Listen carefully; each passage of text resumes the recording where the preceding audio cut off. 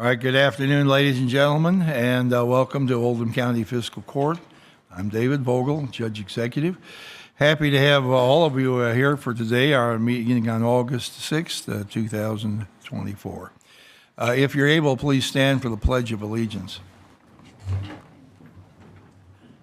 I pledge allegiance to the flag of the United States of America and to the republic for which it stands, one nation, under God, indivisible, with liberty and justice for all.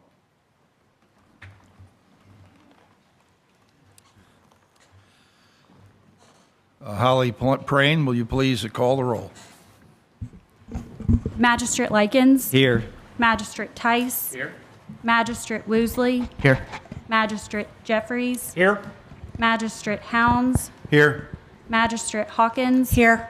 Magistrate Dye. Present. Magistrate Logsden. Here. And Judge Vogel. Here. Having all members of the fiscal court present, this meeting is now in session. Is there a motion to accept the agenda? Second. Are there any additions? Hearing none, all in favor, please say aye. Aye. Motion carries. Is there a motion to approve our minutes from the last meeting? So moved. Second. Any corrections? Hearing none, all in favor, please say aye. Aye. I'm going to switch the public comment and the first couple items on the agenda. And I've been asked to go initially to Lauren Carr. Lauren, are you able to hear me? Okay. I can. All right. Can you see my screen, Judge? Is everything? All right. Can you Can I hear get me, a Lauren? thumbs All right. up? All right. I don't know. Lauren is with the CAICO, and she is the CAICO opioid settlements advisor. Over the last couple of years, there have been a number of lawsuits across the country involving the distribution of opioids and the manufacturers and the distributors involved in those medicines. Oldham County Fiscal Court has been one of basically all the cities and the counties in the state involved in a number of lawsuits to recover funds from the opioid manufacturers and distributors in relation to the addictions and other problems that have been caused by opioids. So far, we have received a number of requests for money for opioid treatment programs. The county has received at this point $814,000 in opioid settlement money. We're expecting to receive additional checks on a probably quarterly basis for the next 19 years. A lot of money's coming in to help treat people who have been victims of opioid abuse and to try to educate the public away from the abuse of this product. Right now, I have 4 or 5 requests on file or have been notified of people who are seeking funding for all kinds of different things to try to address the issue. So far, Oldham County Fiscal Court has allocated $20,000 to Operation Parent for a opioid education program, which will be held, I believe, early September or late August here. I can't remember the exact date, but you'll be hearing about it. Lauren Carr from CAICO is with us in Frankfort right now, and this is the very first time we've tried to have a remote meeting or a presentation from someone not in our fiscal court chamber. So, Lauren, I welcome you. Can you hear me? What a joy of technology. And I just want to say, I hope you guys can hear me. I am attending a conference on this issue on national opioids. Can you hear me? Yes, we can hear you. I'll ask the volume to be turned up just a little bit more. We can't see you. We're supposed to be able to see you as well. See me. Okay. Can you see me You now? are. They're okay. Great. All right. Great. I just wanted to take a moment to come up here, and I have a brief presentation for you all, but I am so pleased that CAICO brought this position. So with the conversation around opioid settlements, especially with local governments, it's how to invest these dollars. And there's a lot of unknowns around it, and we want to set counties up for success. And so we have been actively working with the commission. We have been trying to provide streamlined communication and guidelines. And that event is on September 14th. And my family and I will be attending, not only because I'm a parent, but also attending the Oldham County Operation Parent event. So I look forward to that. I'm going to share my screen and go through a brief presentation just to try to talk about the buckets and what we have been working on. And then I will forward this information out to all the magistrates and the fiscal court members so you all have it.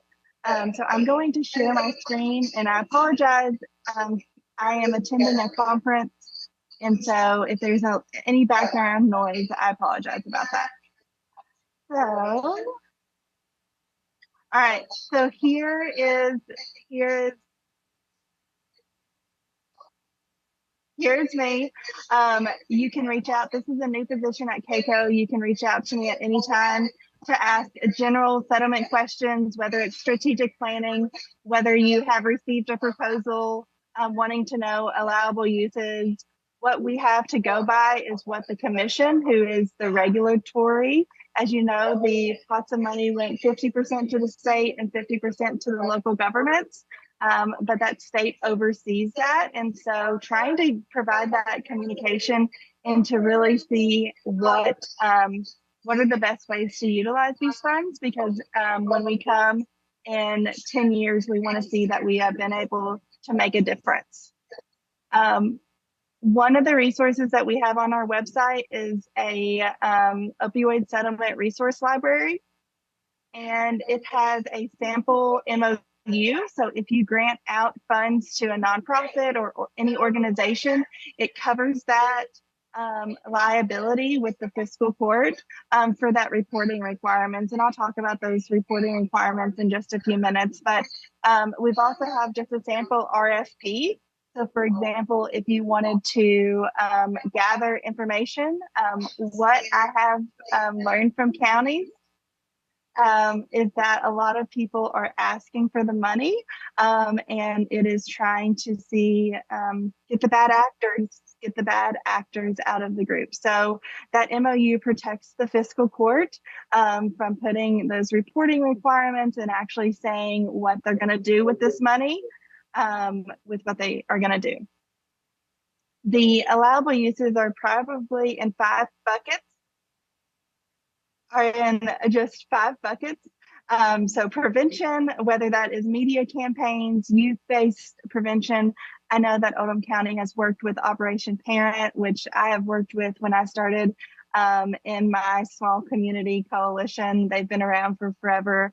But harm reduction, overdose prevention, so keeping people alive and having those access to that life-saving medication, treatment, recovery support. So that might be that wraparound services. One of the things that I have heard, and we can answer these questions, is how can we do these wraparound supports with, say, law enforcement. So I know Boone County, they have hired social workers. They have hired social workers in their law enforcement department to help those individuals with that substance use disorder, opioid use disorder in that crisis.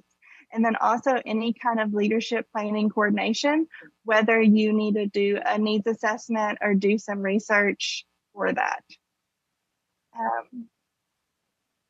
I'm going to go really fast because I want to answer the questions. Now, the reporting requirements, the state commission, so that is through the Office of Attorney General, they can oversee the records for 5 years. So right now, the quarterly certifications are due out of each quarter, but we are actively working with the commission because they're going to be asking for more information. They are going to want to know where these dollars went, how many people were impacted, and different things like that. Not only because of the funding, but the media and the public and different things like that. And so setting counties up for success and having reporting that's not too burdensome on counties So we are trying to work towards maybe a annual report, whether that be that's more able to. And I'm actually gonna stop the share because I know we have just a few minutes, but I do want to put this up here. We do have an upcoming Leadership Institute training. It is in Owensboro, but it is continuing education classes, but we are going to be going over um, different avenues that counties have been investing in or different ideas. So there'll be somebody talking with an EMS wraparound program. There will be individuals that's talking about prevention and ACEs and how, there's adverse childhood experiences, but how can we make those positive childhood experiences so we can change that generational trauma? And then we're going to have a component of a jail. So with the ADA and the MOUD in jail, there's some conversation around that. And so I just wanted to put that up there to you. I also want to reiterate that I am at KCO. So please, I'm going to forward this presentation out to the fiscal court, but please reach out to me if you have questions as far as a proposal or different things. I just wanted you all to know that we are here to help counties. I'm attending an event at Notre Dame University, and one of the biggest things is there's not a lot of county support, and so even having the service here is really important. And so I just want to reiterate that fact. I'm going to stop the share of the screen and hopefully answer any questions that you all may have. My contact information is up there. I know we just have a few minutes. And again, I just wanted to thank you all for having the opportunity to have me present. And I will be in Oldham County on September 14th. All right. Well, thank you, Lauren. Does any member of the court have any questions right now? Or I think we'll probably forego the question just to make it simplified. You are our initial invitee on the new technology here, and I thank Jay McDowell and Larry Brannon for working hard today to try to get this to work out. We didn't know if it would work or not, but it did work. I think our audio here has been reasonably good, but probably could be a little bit better for the people in the fiscal courtroom. But as I said, Lauren, right now we've got $814,000, almost $815,000 in the county government that's been allocated from the opioid distribution. So we're anxious to be able to put this money to work in an effective way to help the people in our community who need treatment and to avoid these problems in the future, both as individuals and as families. So we're receiving requests for grants and looking at programs. And she mentioned the opioid commission, which is the final authority on whether or not a grant can be approved, at least the final authority in Kentucky. But as I understand it, each of the opioid settlements has its own administrator who can actually possibly override the state opioid commission. So we want to make sure that the money is used in a justifiable and effective manner. It can't be used for something that's completely different. But Lauren, if you're still there, thank you very much for being with us. Appreciate your time today. I'm still here. And Yes, thank you all again. Yep. And I will forward question for her. the PowerPoint presentation. Okay. Is there a question? Yes, we did. I would love I to have answer to the repeat question, it yes. for you because your mic's not. What is your question? My question is, Judge, you mentioned we had $815,000 already been sent to us, and you said there was more money forthcoming for how many years? I believe 19 years is what, it's kind of like the tobacco settlement. There's billions and billions involved here. Am I correct on that, Lauren? So what I can do is there are 2 settlements that have been allocated to the state of Kentucky. We have the amounts on our website, The first was the Johnson and Johnson and the distributors. Now that will be paid over the course of 18 years. You probably got a lump sum back in 2022, and then you'll receive smaller payments over time. The Henry settlement was a pharmacy settlement, which those allocations just went out about April of this year. But when we talk about when we talk about the long term and sustainability, I believe that there will be more litigation to come, and so there is the opportunity to invest this money wisely, but also think about getting it on the upstream approach and prevention. So we're not reoccurring. That's kind of what was the settlement of this conference was. What we have learned from the tobacco settlement and how we can reinvent that. So, did I answer your question? One more question. You gave us a lot of different things that the money could be spent on. Do you have, does the commission or the group that you represent, is there boilerplate type grant paper that you can use? In other words, so you don't have to try to reinvent the wheel on everything that you see. Is there any, literature that you can use that's already been pre-programmed for you all to read, or well, all we got to do is fill in the particulars? Lauren has provided us with a memorandum of understanding that we have referred to Mr. Baxter's office for approval that we would use to fill in the blanks on what it might be. In other words, it could be an in-office treatment. It might be a device that you use for something. It could be a public gathering. There's a lot of different potential approaches to helping solve this problem. So the form that's been provided lets us fill that in, ask for details to justify how the money was used later. So there is a basic form to use, but it's not exactly fill in the blank. In other words, we're not out there flying. No, we're not flying by the seat of our pants here. We're okay. Judge? One more question? Sure. Just a quick follow-up on that. So if we come up with some ideas that we would like to pursue, is there somebody we can vet those with Lauren or somebody? Yes, right.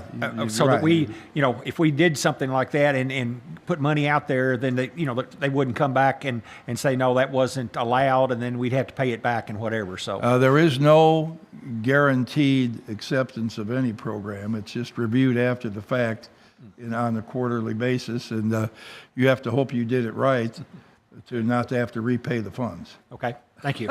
That's one of the tricky things about this. So we want to be sure that we're standing on solid ground moving forward. But I don't think it's going to be impossible because if it's impossible, nobody will be able to do it. So.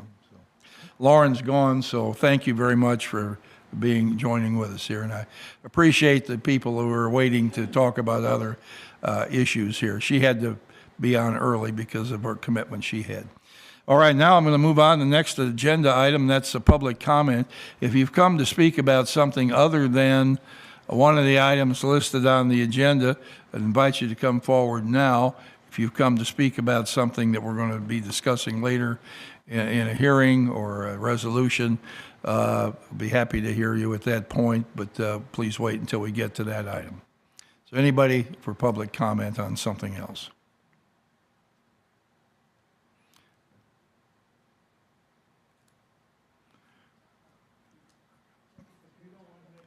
Pardon? No, if you want to talk about the second reading here of the proposed fee for 911, is that what you want to talk about, Bob? Correct. Yeah, well, there'll be a chance to talk at that time during that thing. We'll allow pro and con comments at that point. Okay, I'm going to close the regular public comment and go on to the first item. The next item on the agenda here today is the Pee Wee Valley Fire Department presentation.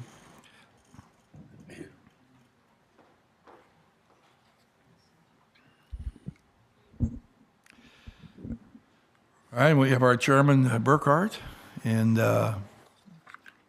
Officer... Chief Matt York. Chief Matt York. Okay, thank you, Matt. Good afternoon. Again, my name is Joe Burkhart. First item on the special purpose governmental entities packet that you received is the 2024 tax rate, which will be 10 cents for each $100 valuation. This remains the same as it has been for a number of years. The next item is the budget summary provided under the special purpose government entities format. Our projected revenue for 2024-2025 is $758,534. This is made up of taxes of $685,976. Approximately 2/3 of those property taxes come from Oldham County, 1/3 comes from Shelby County. The intergovernment revenue of $16,358. Charges for services, $300, others, $900, and interest at $55,000 for the projected year. As I said, this totals the $758,534. We have carryover of $1,252,565. So our total available is $2,012,000. Under appropriations, personnel, $178,909. Operations at $373,530. Admin and reserves at $1,350,673. Capital outlay, we're projecting $107,986. And this appropriations obviously balances with the total availability.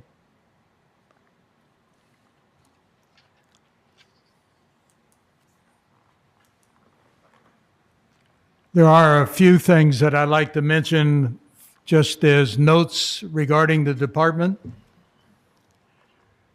Chris Hounds has retired as our member of the board after quite a few years on the board and as treasurer. He continues as our deputy chief. Steve Marcus joined the board as one of the two department reps. Todd Jones, a board member for some time, has now assumed the treasury position. Our estimated contributions to reserve for the coming years would be about $84,000. And our remaining debt is Station 2 that we opened in 2014 as a balance of $432,000 that our plan is to pay this off within the next 5 years. Major expenses over the maybe next 10 years that we anticipate are SCBAs, which are oxygen packs that we're going to have to replace within a few years, which is over $300,000. And then we'll be looking at a new engine or a Quint.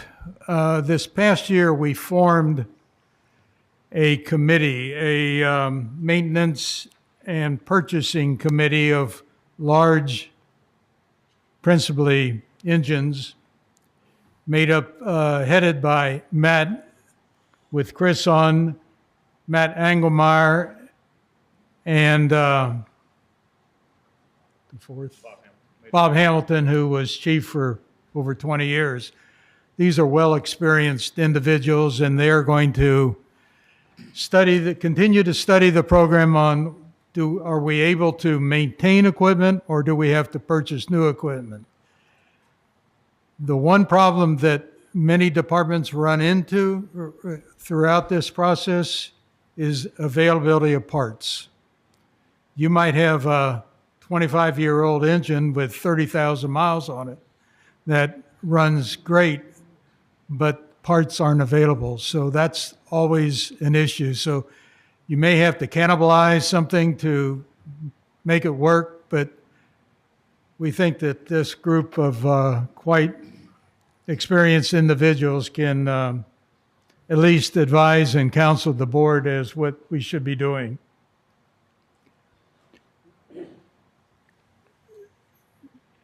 Matt York came on as a full-time chief in July of last year. First individual at Pee Wee Valley Fire Department other than volunteers. And one of his principal activities over the past 12 months has been addressing our response time. That's our main concern within Pee Wee Valley. Can we get there? How can we get there as quickly as possible? And with volunteers, as you can well imagine, you rely on their movement from their work or from their home to the station before you can get the equipment rolling. We're moving into part-time employees, as it were. We have 30 to 35 firefighters, and a number of those have expressed their interest in working 2 to 3 days a week at the firehouse, and we have established a part-time program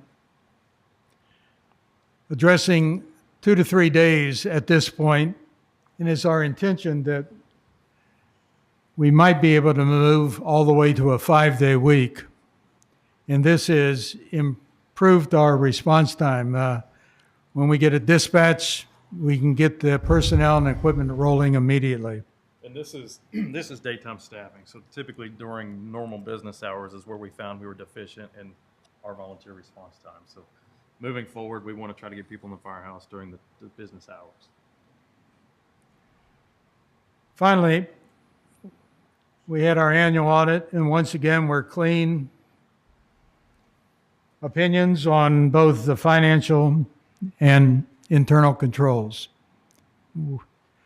That's our target, and we continue to meet that target. All right. Thank you, Mr. Burkhardt.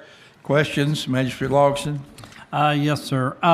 Chief, what's our total volunteer in Pee Wee Valley, both So- firehouses? We have 35 total members, but that includes junior firefighters, recruit firefighters. Let's say out of that 35, we probably have 25 true active that are actively making runs and training that are certified firefighters. Okay. And that's between the two stations. And I also want to thank you for coming on board. You've done a great job since Thank you've you. been there. Thank you. Magistrate Jeffries. Just a quick question on your debt service here on your report. It shows 0, but you were saying 400-some thousand left on the your building. Is that reflected on this report? It's not because it's a lease. I'm sorry. It's not a long-term debt, it's a lease. We have a lease on the station, not a, Oh, it's not okay. It's not a mortgage or not a long-term debt. Okay. Magistrate Hawkins. I've got a question about the volunteers as well. Are they compensated at all, gas, time? And what is the compensation rate? And has that thought about being increased to increase volunteers or support of volunteer firefighters? So they currently do receive a stipend or a reimbursement for fuel and vehicle wear and tear, and we just did increase it. I think we followed the 3.4% COLA increase. Okay. Right now, I think that rate is $15.51 per run per training.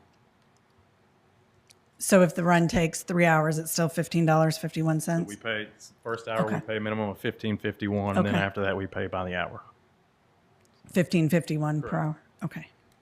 Has there been any kind of talk about maybe increasing that at all, or So we did just increase it the the 51 3.4%? Right, the 51 cents. Okay, yeah. and that is going to be annually going forward, or? We're going to visit it Yeah. on an annual basis as our budget comes around. But I mean, our intentions are to continue to incentivize these people to show up and make the runs. So Yeah, I think an increased incentive is a good idea. Thank you. All right, gentlemen, I'll make my comment here, but not ask for a response from you because you probably won't want to give me one. But 14 years ago, when I became county judge, I questioned why we had 55 or 60,000 people here in the 6 fire departments. Now we've got 70,000 people in the 5 or 6 fire departments. I respect each department individually and think they do a great job.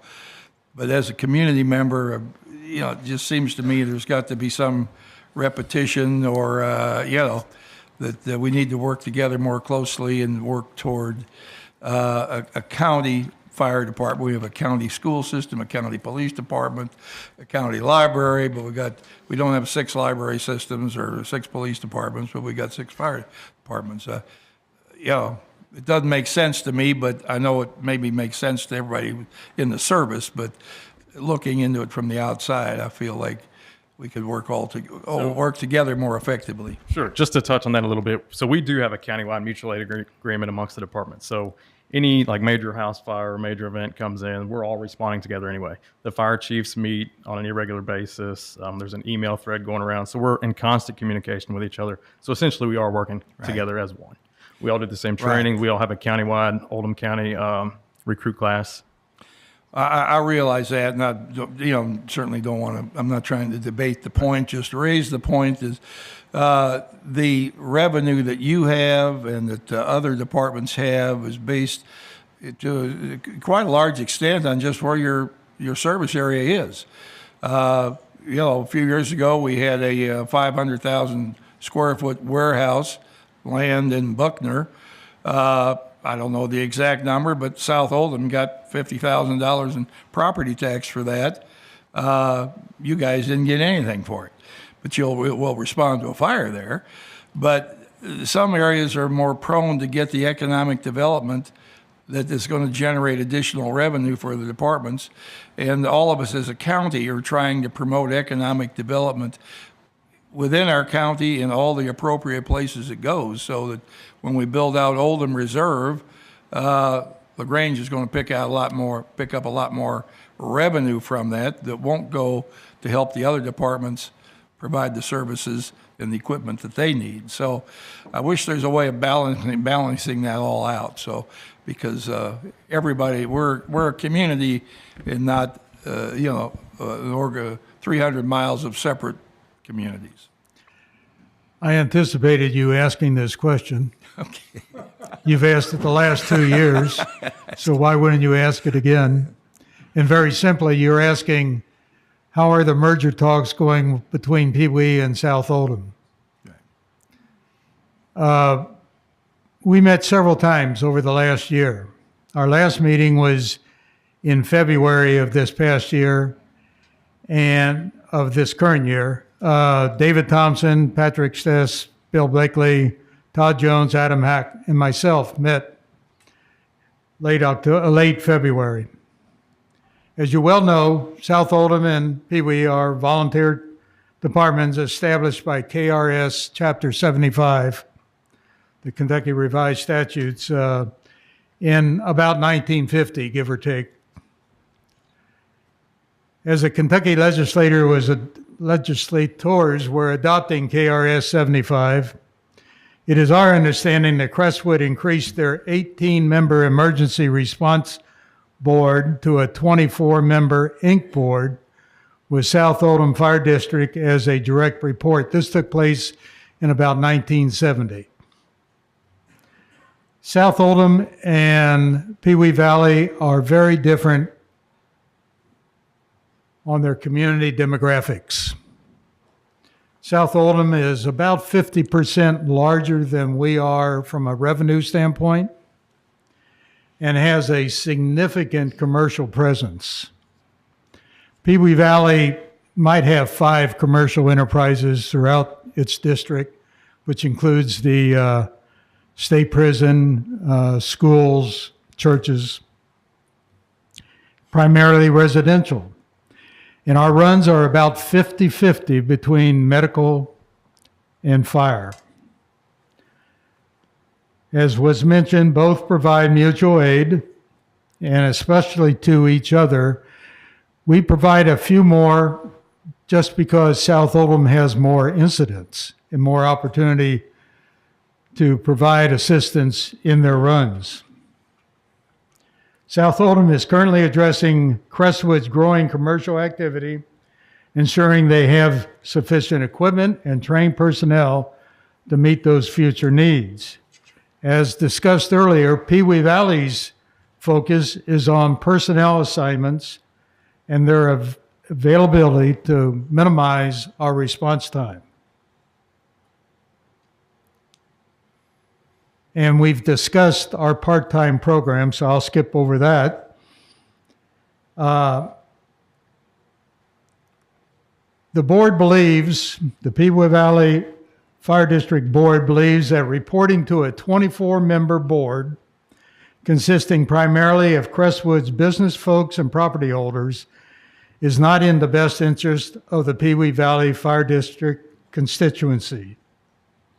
Further, it's not in the best interest of our residents to become a significantly minor and subordinate member of the Crestwood Inc. board. We have 7 board members. They have a 24-member Inc. board.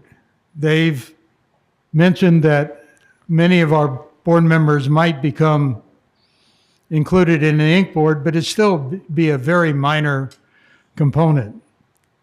If South Oldham has continuing interest in merging the 2 districts, then a reorganization of their governance structure will be necessary to move the discussions forward.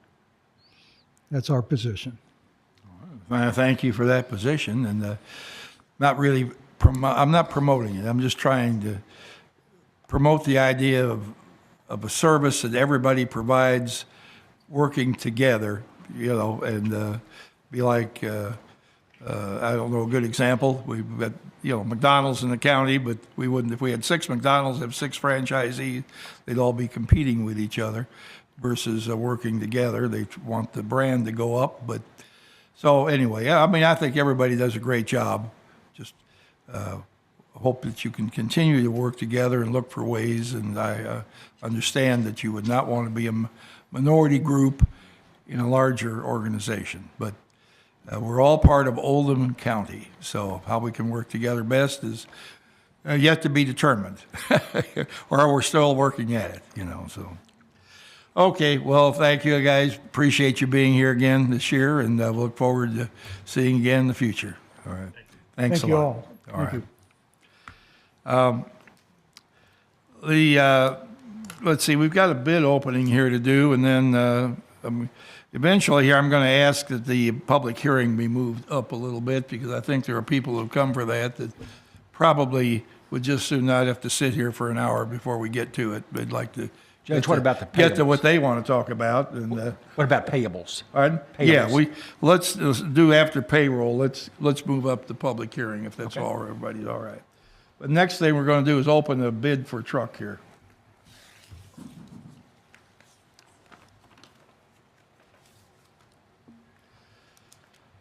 Okay, this is for a vehicle for engineering department pickup truck. Champion Chevrolet is we have more than one bid, okay, $33,141 from Champion Chevrolet. What kind of vehicle is it, Judge? It's a pickup crew cab, 4-wheel drive crew cab. Jim Silliman here, okay, that's what you asked for, right? What was this from? Is it a Chevy or a Dodge? It's a Chevy, sorry, Champion Chevrolet, and that crew Well, cab. I know Yes, it's just a Chevrolet. mid-sized work Colorado. truck, similar to what we have already in our fleet. 224 the 2024 Chevrolet Colorado four-wheel crew cab. Well, I don't know what WT means on the end there. Work truck. Work truck, oh, okay. Does that make sense? The next bid is from Legacy Brothers of Douglas, Georgia, okay, $40,373. So, okay. It appears that the $33,000 bid is the lower bid. Okay, so. Was, All right, thank you. All right. when you bring it back. All right, we have our payables, our bills that we pay each 2 weeks. Is there a motion to approve the bills? Judge, I'll make a motion. Second. Second. All in favor, please say aye. Aye. Motion carries, thank you.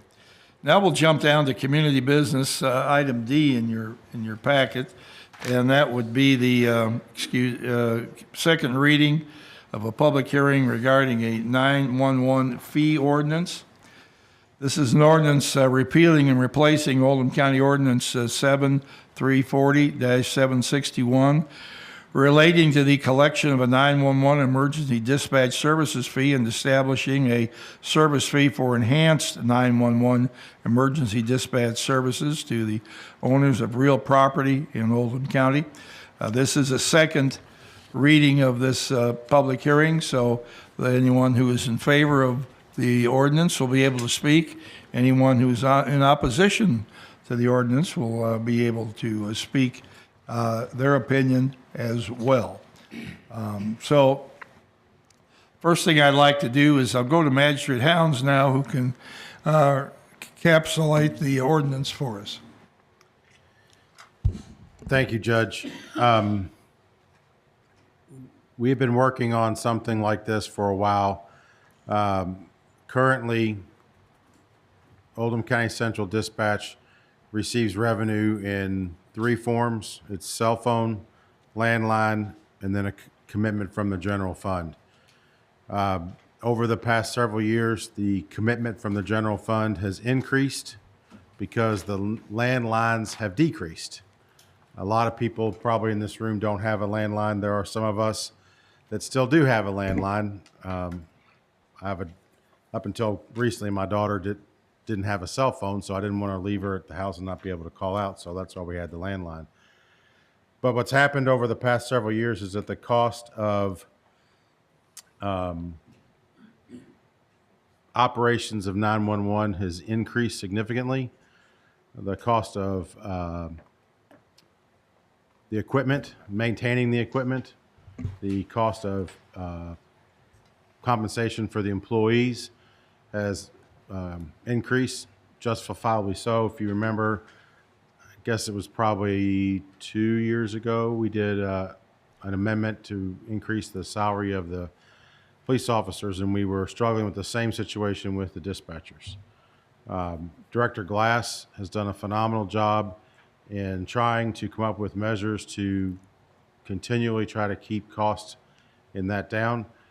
But we are in a position now where the cost of operating the dispatch is becoming a bigger burden on the county side.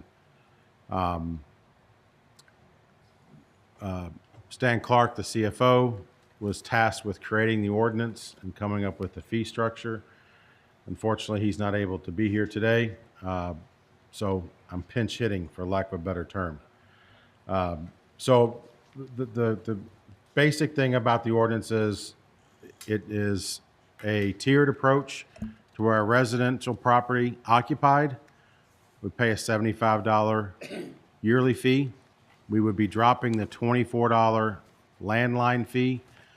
So if you have a landline, we're going to drop that $25. If you don't have a landline, then there's no delta for you.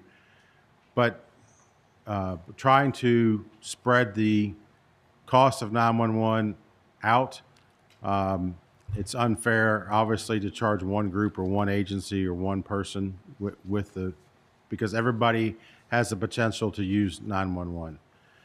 When you call 911, nobody calls on their good days. They call on their bad days.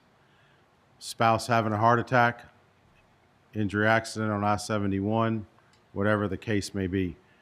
And we've had to because of the technology, we have to keep increasing what is 911, what is in the dispatch service.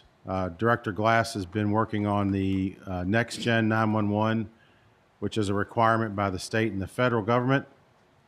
And now we have the ability that we can, I'm going to say almost pinpoint. Director Glass may want to correct me, but if someone calls from a cell phone, we have a really good idea of where they are. It's not a matter of if you were to call from any location, you don't know where you are. We have this issue down 71 where somebody will say, I just passed the LaGrange exit. My definition of passing the LaGrange exit is not Crestwood. But people that don't know the area, just passing the LaGrange exit to them may be Crestwood. So we have the ability to do that. With Next Gen 911, it will better be able to do location of a cell phone. I don't know the number of calls off the top of my head. I was trying to find the email, but it's not worth searching for. Director Glass may be able to tell us if it's important. But our call volume is predominantly coming from 911, is coming from cell phones and not from landlines. So that's where our increase is coming from. It is a tiered approach. So there are, you have residential, you have different forms of commercial that are in there in the ordinance. And it's designed to kind of spread it out and not make it so cumbersome. This is also an ordinance that was passed very similarly in Boone, Kenton, and Campbell counties and in other surrounding counties. Oldham, we're kind of one of the last ones in our region to do something like this. And so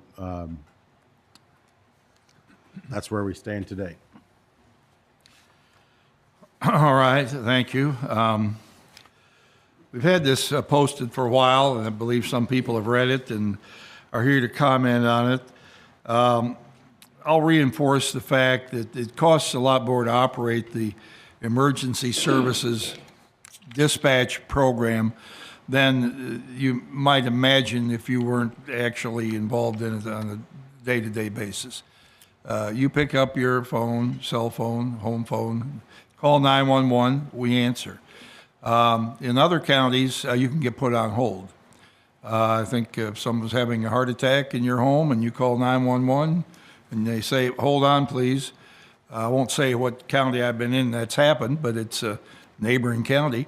Other counties have talked to us about trying to use our 911 service because the service that they go through with the state police, they don't feel is efficient or effective as ours is. I'm not criticizing state police, but some state police posts handle a lot of counties, and for whatever reason, some of our neighbors have asked to join ours, but when push came to shove, we actually couldn't afford to be involved with our service. But so we're very conscious about not trying to raise fees to just for the heck of it, but right now we're putting up a $2 million communications tower at Ballardsville, at the fire station. Well, there was an area out there that was just not quite as effective, had some dead spots to it. We have researched that, tried to fix that problem so anyone calling from that area can be instantaneously served. We've also had personnel issues. We compete with other counties, principally Jefferson County, in paying for our dispatch of people. It's not people want competitive salaries, and they want salaries that are pretty much comparable to everything else in the region. And of course, they always want to be comparable to the top payer in the region, not a lesser payer. So we have to do that, and we have 24-hour service, and we have expensive equipment. We spent a lot of money with Motorola recently to have the best equipment over the last few years. I believe I'm correct on this, but you remember a few weeks ago we heard about the assassination attempt on President Trump at Butler, Pennsylvania. It was all of the law enforcement present at the scene could not communicate directly with each other. Some had to send text messages to, and their wireless communication to not communicate with somebody else's. Right now, we're able to talk to all the other, principally Jefferson County in this region, because a lot of things happen between them and us and vice versa. And but we've had to step up our costs to be able to do that. So we're trying to provide the best service we possibly can. Yes, this is not fair. $2 for a landline, 70 cents is put on your cell phone. The cell phone, we get 50 cents out of the 70 cents that's on each cell phone. So as more people have gone to cell phones from landlines, our income for this service has gone down. This service is actually one that was instituted by the legislature through a specific KRS that I have in front of me here that sets up a fee service for emergency dispatch. It wasn't an idea we had on our own. It's something that is statewide, and the problem for paying for this is statewide. We have been in contact with our legislators and have asked for relief. We said, can't you get this cell phone service fee up higher so that everybody is treated equally and that the cost of this service does not land on the property owners? We've been in contact with our leader of the House of Representatives, David Osborne, been in contact with Jason Nemus about this. They expressed support in bringing this up in the next legislative session to try to do something to get this equalized out for everybody. But we're still facing a problem in the short run. So we don't have a good explanation or a good answer for the problem other than trying to, pick up some more revenue somewhere. Would be about $1 million short, and the projection here is that with these changes, the county would pick up about 1.6 million, I believe, is what Mr. Clark left us, who can't be here today. But nevertheless, this is one of these places that puts us all between a rock and a hard place. So now I'm going to go on to the public hearing part of this and ask, there may be someone here to speak in favor of it. Perhaps you think that I'm doing that, or Magistrate Hounds. We're trying to present the facts. If there's anyone to speak in favor of this, be happy to have you come forward now. I didn't think so. Is there anybody who'd like to speak in opposition to it? Please, when you come forward, give us your name and address, and we'll be happy to hear you. 4 minutes, Judge. Pardon? 4 minutes. What's the time? Yes, we generally allow 4 minutes for each, up to 4 minutes for each speaker. I won't say it's an absolute something if you have more points to go on, but most people can make their points in about 4 or 5 minutes. I'm Bob Jones. I live at 3215 Highway 6094 in the Brownsboro area. And I'm not against the EMS. I think it's a great thing. But I do have some questions. Years ago, everybody had a home phone. Now, everybody has a cell phone. You had one home phone. You didn't carry it around with you. But now, my wife has a phone. I have a phone.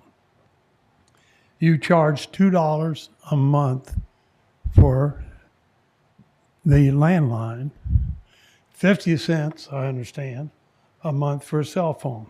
So you'd be losing $1. Understand that. But my son and his wife have cell phones, and their 2 children have cell phones. That's an even. My other son has 2 his wife and son, and 1 child has a cell phone. My concern is, though, you're going to drop the $24. Is that what I understand? But you're going to $75. So you got $51 more. And if you take the 24 from that, you're doubling what you got before. I still think that it shouldn't be put on residential. It ought to be put on the phone user in the county. And I think, having been a former member of the legislature, you can get that done. Now, a lot of people say, oh, no, the telephone companies will be against it. They're going to be against EMS. And it's hard to be against EMS. And they're already collecting money. So all you have to do is make an adjustment. So I'm not against it. I think you're taking the wrong approach at this time. And I think you ought to go to the legislature first.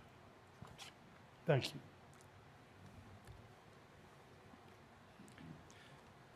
you. I'm not going to try to correct you mentioned EMS, but the dispatch serves fire, police, EMS, animal control. There's quite a few different groups reached by dispatch. And I wouldn't say, actually, it's not the fact that you're right. You having 2 cell phones and paying us collecting $1 instead of 2 from you, we lose $1, or the county loses $1. The fact of the matter is that the cell phone fee is not high enough either. That's probably the real problem here. Anybody else like to speak on this? You're all welcome. How y'all doing? I'm Jay Hall, 1503 Kamer Drive, LaGrange, Kentucky. And like Mr. Jones, my elder mentor, he said everything I've got to say pretty eloquently and pretty well what I want to say. But I'm not here to oppose raising revenue for 911. I think we all would agree that we need 911 services in this county, and we're much better off that we have these services today than we did 20-some years ago when we didn't have them. So at the outset, that's what I would like to say.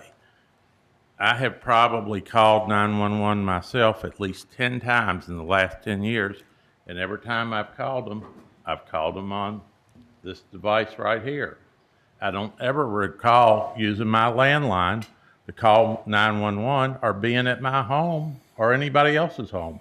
It's usually when I'm traveling down I-71 or on 146 and I see somebody broke down or having a problem or something that needs to be reported to the police that, and I think I've called animal control because I saw a dog out once that I thought that somebody lost their nice dog and it's going to get hit, and I thought, it's a good opportunity to call.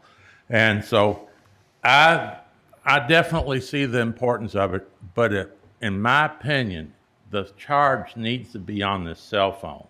And I understand your all's dilemma in being able to get that done to this point because there's a cap on it. I think it's about 70 cents, and the state takes 20 cents of that 70 cents, and it leaves the county with 50 cents a cell phone. Now, to Mr. Jones's point, in my household, there's just me and my wife, and we each have a cell phone, but we both have iPads, and I think our iPads also have a telephone number associated with it in order to do everything we got to do on our iPad. I don't know if you'd be able to get money off the iPad or not, but I know a lot of people do have iPads, and maybe you could get money off of them, but I'm all for you if you can, because I just think when I call 911, I use this, and this device ought to be charged for it. And I do believe that you could work with your legislators, and I think they have an interest in trying to help you. So hopefully they can do that, and you have a short-term problem that you're going to have to maybe continue to Band-Aid like you've been Band-Aiding, and I understand it's getting more and more expensive. But if they could pass a bill in the next session, you could probably have your problem solved by July 1 of 2025. So that's all I have to say, and I thank you for your time. Thank you. Is there anybody else? Okay. Hello, ladies and gentlemen. Pull this down a little bit. Jason Kinzer, 119 West Main Street here in LaGrange. My question is, and I think the two gentlemen before me have said the same thing kind of as well. From what I understand, we're more than doubling the amount that's coming in. And I understand that the rest of where the money is coming from is from the general fund. So everybody knows we need 911. I've, like you, Judge, I've been to Jefferson County. I've actually called 911 and been put on hold, and I couldn't believe it. I was flabbergasted. So obviously everyone knows we need 911. My question is, maybe there are some other places from the general fund that are not necessary that we could make some trims and things to kind of help out with that. Everybody's been under the gun with inflation and with the cost of everything going through the roof. So obviously 911 is important, but there are perhaps other places that we could look at from the general fund that could be trimmed a little bit to help 911 out. So that's my thoughts on it. Thank you very much. All right, thank you, Jason.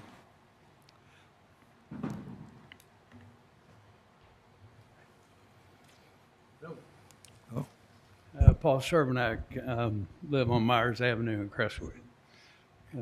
I have a couple questions for clarity. Like the others, I agree. 911 is essential, and we all need to be behind it. But doubling the rates on the homeowners, I feel the same way. It needs to be spread out amongst the phone users. On that, it's my understanding the 24 budget was roughly $475,000 for 911, and now you're shooting for 1.6 with this proposal. Am I wrong there? The current budget is it's over $2 million, but that includes the capital of the antenna. The operating expenses for dispatch is about 1.4 million dollars. Okay, I misunderstood. The 400,000 may be the revenue item. I can look It's it the up. two lines under. Well, that's how dispatch. 400 is what came in between the cell phones and the landlines, but it wasn't. That's just what that was the revenue, but not the expense. The expense was Okay, like I misunderstood. 1.3 or 4, something like Okay. that. That was the revenue money. Okay, my other issue with this is if you go to point 11 or G, you're going to create another appeals board for this. This is going to be under the property tax. You've already got an appeals board there. Why do you need to form another appeals board for this? It seems like that's just additional waste. Well, it's a different type of appeal. The appeals board has to do with the assessment of your property. And Right. this would have to do with whether or not your property fit a certain classification But it's in still relation based to the on ordinance. but it's still based on your property assessment. Well, you could dispute it. I'm not. Well, you're talking. I You're talking understand. how many units you have on a property, and that's already in your assessment, in your property assessment. Right, but the Judge, can I intervene? Sure. Sir, the appeals board that is designated for the PVA and for your assessments, that's a statutorily defined appeals board. That statute was enacted by the legislature. This is an ordinance that obviously the county is considering, and the appeal that would be as to the classification of your property under the ordinance itself. They have separate functions, and the statutory authority of the appeals board for the PVA does not include the ability to hear these appeals. That's why there's a separate appeals board. Okay, so it's not based on the assessment. Those classifications, then you're not basing on the assessment. It's based upon the classification of the property.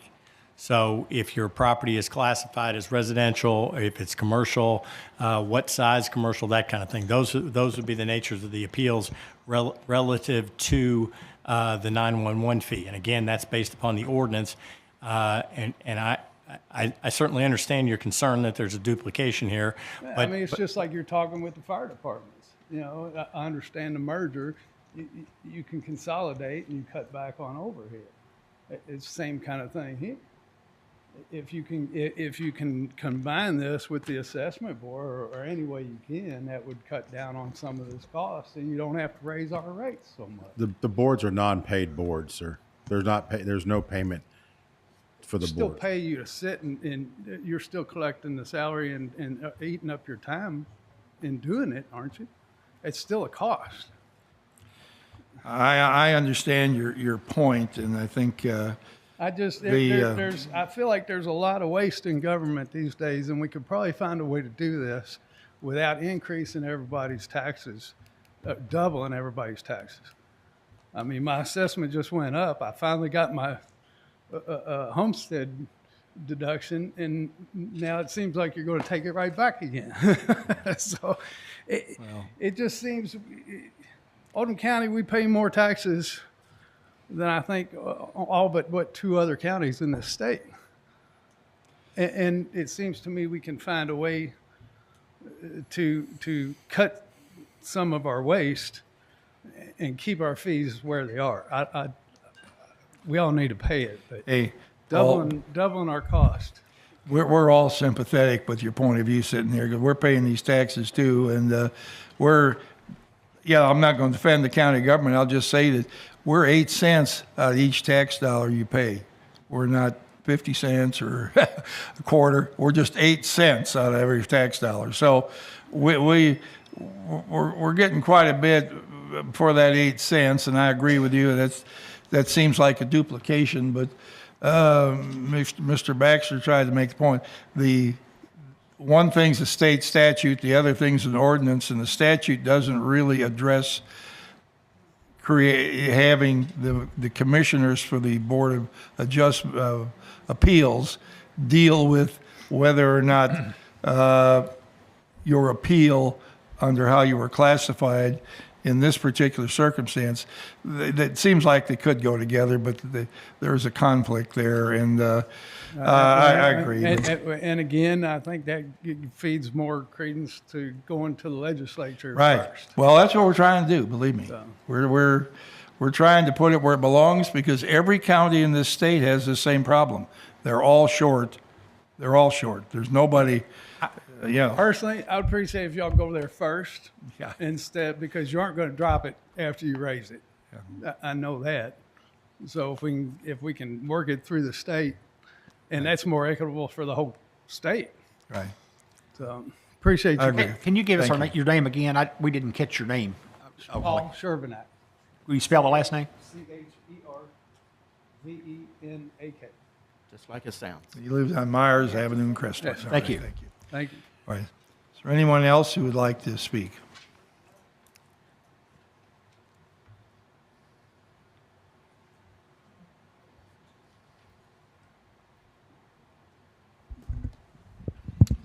Hello, my name is Robin Vessels. I live at 1320 Bluegrass Parkway in Oldham County, and I am here to speak against the proposed 911 fee ordinance as it is written. Magistrate Hounds, during your presentation about the ordinance, you referenced the word occupied. The word occupied does not appear anywhere in this proposed ordinance, so I do want to bring that to your attention. I have also done some extensive research. I have researched adjoining counties. The only adjoining county that has a 911 fee is Shelby County. That ordinance went into effect in 2019, 5 years ago. For Shelby County, the rate is $48 per occupied residential and commercial unit located upon each parcel of real property. As a comparison between Shelby and Oldham County proposes a fee of $75 for up to 3 dwellings on a parcel of property. For Shelby County, that fee would be 48 times 3, or $144.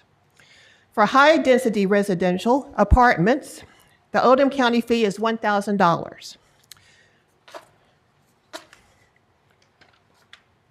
As an example, how many apartment units are there in Oldham Oaks? Let's say there's 100. In Shelby County, that fee imposed would be a per unit fee, which means if there were 100 units, the fee would be $4,800. The fee difference between Shelby and Oldham County, high density owners would pay $3,800 less in Oldham County. Your proposed ordinance says, whereas 911 service fees imposed on each residential and commercial unit will result in equitable distribution of the burden of funding 911 emergency dispatch services, I must ask, equitable to whom? What kind of research was done by the Finance Committee, by the Public Safety Committee to ascertain what the fee should be? Regarding the usage of 911, what was the data regarding the usage? Almost daily, I am reading about 911 being shut down, accidents involving multiple vehicles. What percentage of 911 usage is attributable to 71? To trucks getting stuck on the train track in Crestwood? For medical emergencies, for fires, what does your research show? What is the revenue amount that you need, and how is that figure derived? Where is the cost analysis study? Your ordinance states that mobile homes, which are identified by the PVA with a code of 999, would be exempt from paying the tax. Why?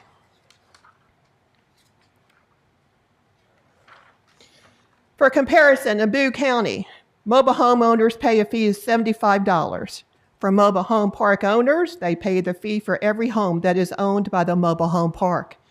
For instance, let's say a mobile home park in LaGrange. Some of the mobile homes are owned by the corporation, some are owned by individuals. In Boone County, the corporation would pay a $75 per dwelling unit that they own. If an individual owned the mobile home that was on land owned by the mobile home park, the owner of the mobile home would pay the $75. The second issue I want to talk about is this: the automatic increase in the fee in accordance with the increase in the Consumer Price Index. Shelby County's ordinance does not contain this automatic increased language. Whose salary increases in accordance with the Consumer Price Index?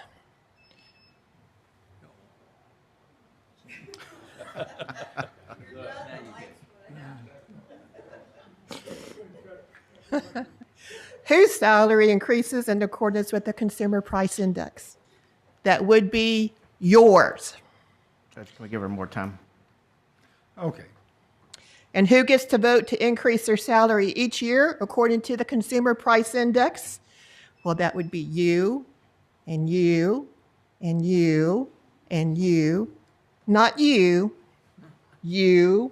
No, I don't vote, ma'am. And you, and you.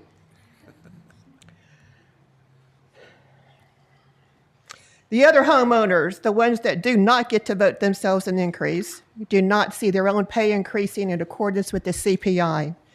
And those who do not know what the CPI means, it is an indicator as to what the rate of inflation is.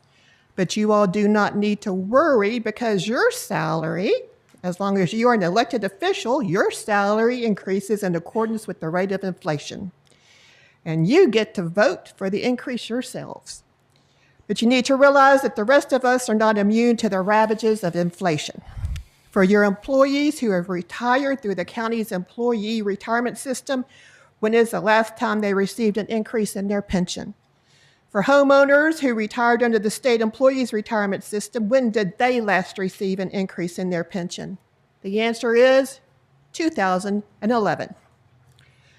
I would ask that this section dealing with automatic CPI increases be taken out of this proposed ordinance. If an increase is needed, bring it back before your citizens.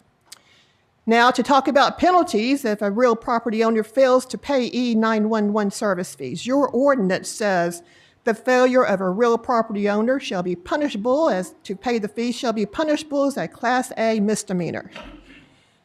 Really punishable by up to 12 months in jail and or a $500 fine.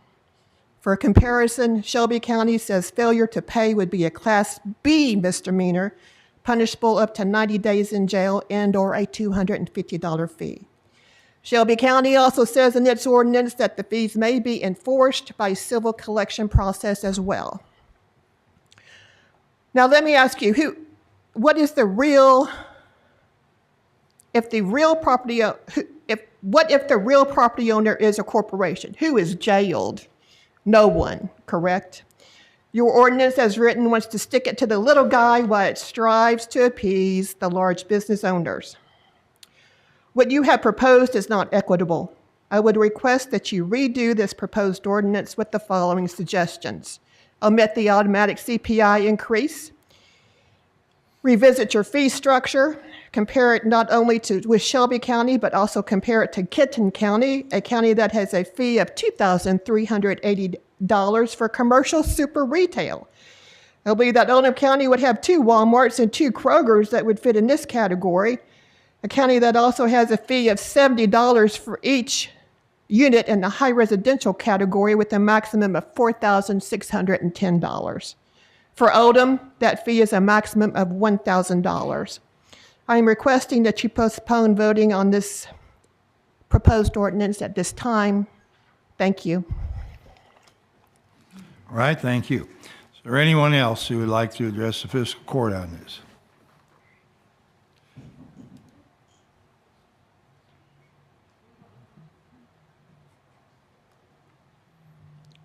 Good afternoon, everyone. I'm John Black, 108 North 5th Street. I'm not here today to say that you all do not need a mechanism to raise the money for 911. I think we've heard that loud and clear, that everyone knows we need 911 services when we need to seek help. However, I just don't think the tiered approach that evidently Stan Clark has put together is a fair approach. I don't know if this is accurate or not, Chris, but Jay Hall, who told me before the meeting, he says he has a fourplex down here on 3rd Street, and if this were enacted, he'd pay $1,000 for a fourplex apartment, whereas the guy's got 150 units, he also pays $1,000. I don't know if that's true or not true, but maybe you can clarify that. Square footage. So anyway, his bill, I think, is going to be $1,000, whereas I don't know what a 216 apartment unit complex will convert into, but if his is 1,000, maybe the 216 complex will be 50,000. I don't know.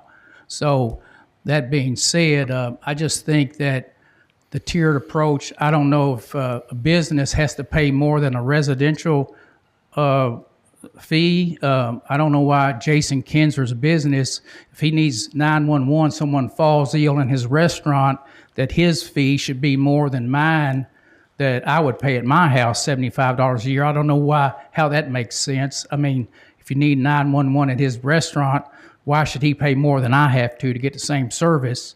So I think that's unfair. I just feel that the whole issue should be tabled until I've been in contact with Jason Nemus for the last couple of days, and he too, and told me don't feel afraid to voice his opinion to this legislative body, that he just does not feel that any more taxes need to be put on the backs of homeowners specifically. And he told me last night that I could say that today, but he would welcome the opportunity to try to get this into even an interim session prior to January to get this discussed at the legislative level. And he thinks too that this is a statewide issue. This is just not a county issue here in Oldham County, but this affects every city and every county in the state.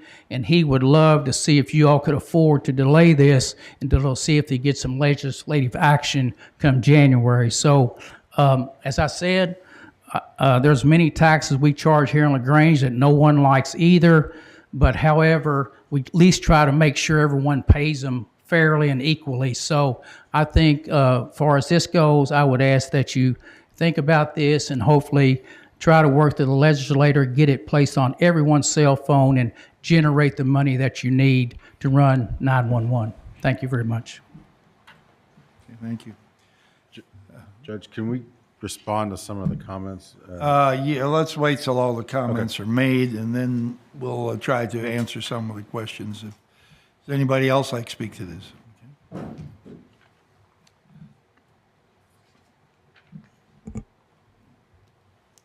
Hello, Judge and Fiscal Court. Blaine Anderson, 1414 Grandview Court in LaGrange. I'll be very brief because a lot of the comments that I was going to make have already been stated, so I don't need to reiterate myself. It is interesting. Magistrate Hounds and I, we had lunch together at the Rotary meeting today, and some interesting demographics were passed out at the meeting from High Point, who was one of our two presenters. And one of the things that kind of struck me was the city of LaGrange. I know you represent Oldham County, but in the city of LaGrange, the poverty data from 2022 census, 10.6% of the residents in LaGrange are below the poverty level. 1 in 10 of your citizens in this city are below that poverty level. $75. For a lot of us, you may say, it's a simple thing for us to pay. But it hurts people that are in that demographic group. Also, if you look at the county census data, what's the number one largest age group that has grown in the last 10 years? From 2010 to the 2022 census, it's the folks in the 65 plus age group. Those are folks in fixed incomes. They're the ones that, again, every time we pass fees, it continues to squeeze them. You know, we may say, well, like fiscal court, we haven't raised the property tax fee in, I don't know when. 14 years. 14 years. But does that mean that we're not paying more on our property tax bill? Because if my assessment went up, obviously I'm paying more.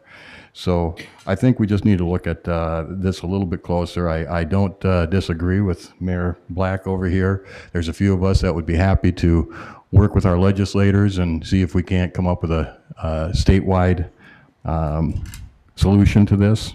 The other one last comment I'll make is when we talk about the CPI, and just, you know, we seem to be doing that a lot lately as far as tying whether it's salaries or other things to the CPI. You take a $75 fee. Let's say this 6%, God forbid it keeps going at 6%. In 5 years, that $75 fee is $100. It doesn't take much for this thing to keep on rolling up. So I'm not a fan of doing that. I think every year, if you feel like you need more money, if there's some one-time fees that aren't happening every time, that there's an opportunity to look at the budget. If you need more money, then you come back and you vote on it, but not just make it an automatic rollover. Thank you. Thank you. Is there anyone else who would like to address the court on this issue? All right, seeing no one, I'll close public comment and we'll go to the court. Magistrate Logston. Yes, Judge. I'm going to vote against this fee, and I've been going to since it was initiated. I still believe that it should go through the state. See if we can get the state to up the 911 fee there. I don't want to settle just with this ordinance that we have here. I don't think it's fair and equitable. I think it needs to be on every cell phone. I mean, the whole thing was supposed to be we're going to raise rates because we don't have landlines. Well, that was taking care of the landline. I think it needs to be on every cell phone. Everybody who has a cell phone, it doesn't have to go up. It could go up 50 cents, $1. I don't know what the number is, but I think we need to work through our state legislature first to see if we can get anywhere there. You know, I've heard everybody say, well, you know, the Bell South doesn't want to do it. Well, they're already doing it, or AT&T. I already get a 911 fee on it. So they already have the addresses that are there, Verizon. So all they have to do is update it. It'd be like, I mean, it's simple as doing an Excel spreadsheet where you just put another mathematical figure in there and be able to raise the rate. So I don't understand what the pushback is, not letting this go through legislative first. So that's my vote. I will not vote for this, and I will try to push it through the state and see if we can get them to help us out. And again, I am not against our dispatch at all. This has nothing to do with them. I just think there's a better way to do this than put an ordinance out there. Okay, let's, before we have any further discussion, the next step would be to get a motion on the floor. Is there a motion on the floor that we adopt this ordinance?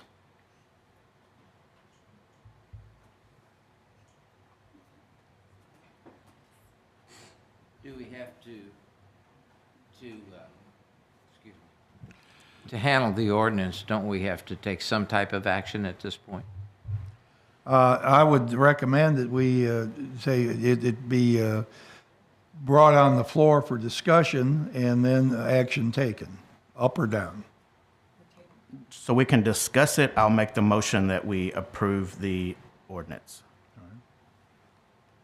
I'll second it. Second, You can all get right. it. Now, the ordinance is on the floor for discussion. Magistrate Hounds. So a couple of comments I've heard about the cell phone piece. I think what some people may not know is that 911 services in different counties are handled the same way. You call the number, they answer the phone. It's the technology in that that Oldham County has with the radio system that we have, that not all counties have the same radio system. Therefore, not all counties have the same cost. The lay of the land in Oldham County, being in the fire service for 30 years, when we put the new radio system in, that was the first time I could talk to everybody in the county. I could not do that. When we were on VHF, you hoped when you pushed the trigger that somebody on the other end would answer you. That's not the case anymore. Everybody in this room, when you dial 911, you can look at your phone right now and you can see how many bars you have if you can call 911. I can do that now with the radio. Couldn't do that years ago. That's about the safety of the responders.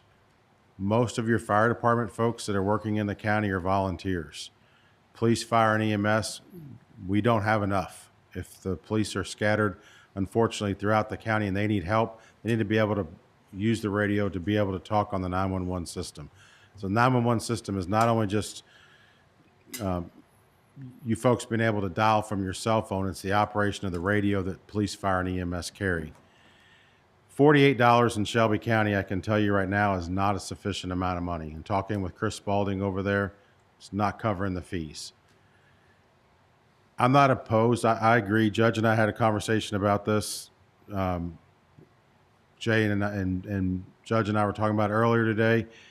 The problem with putting it on the 911 fee, what everybody needs to understand is, I think it'll be very, very difficult, and this was a conversation I had earlier, to put the same fee for every county.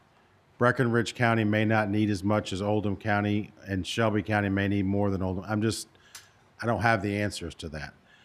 So I think and I agree, we should push it towards the legislature, but coming back, the dollars and cents really don't change. The operation of dispatch, whether it's a $75 fee on the property or it becomes don't have a number, I'm just throwing it out there, a $2 fee a month on your cell phone bill. You're right. You got 2 cell phones. You know how many cell phones I pay for? 5. Can't get rid of the mother-in-laws. I've tried a couple times and she just keeps coming back. So I'm paying for 5 cell phones. I understand it. It's trying to get the numbers to match.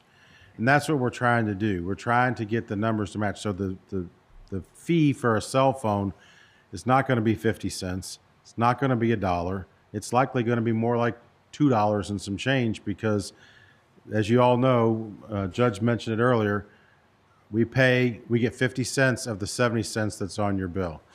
The state, I'm not picking on them, but they don't do anything for free, right, Mr. Jones? You know that. So they're going to charge us a fee to give us our money. That is an option. We explored this option. Stan Clark put this together with input from other people. Ms. Vessel's made some comments. There was a lot of research done. It was not something we just pulled out of the air. When we put the group together, we started talking about this. The goal and objective is to pay the operating costs of dispatch. Years ago, when Deputy Judge Nuss was the dispatch director, we paid less than $100,000 out of the general fund between the cell phones and the landlines that covered dispatch. This year, just operating expenses alone is going to be in $750,000 coming out of the general fund. That's what we're trying to avoid. We're trying to get dispatch back to where the landlines, the cell phones, whatever it is, that revenue is covering those expenses. That was the intent of the ordinance. Magistrate Woosley.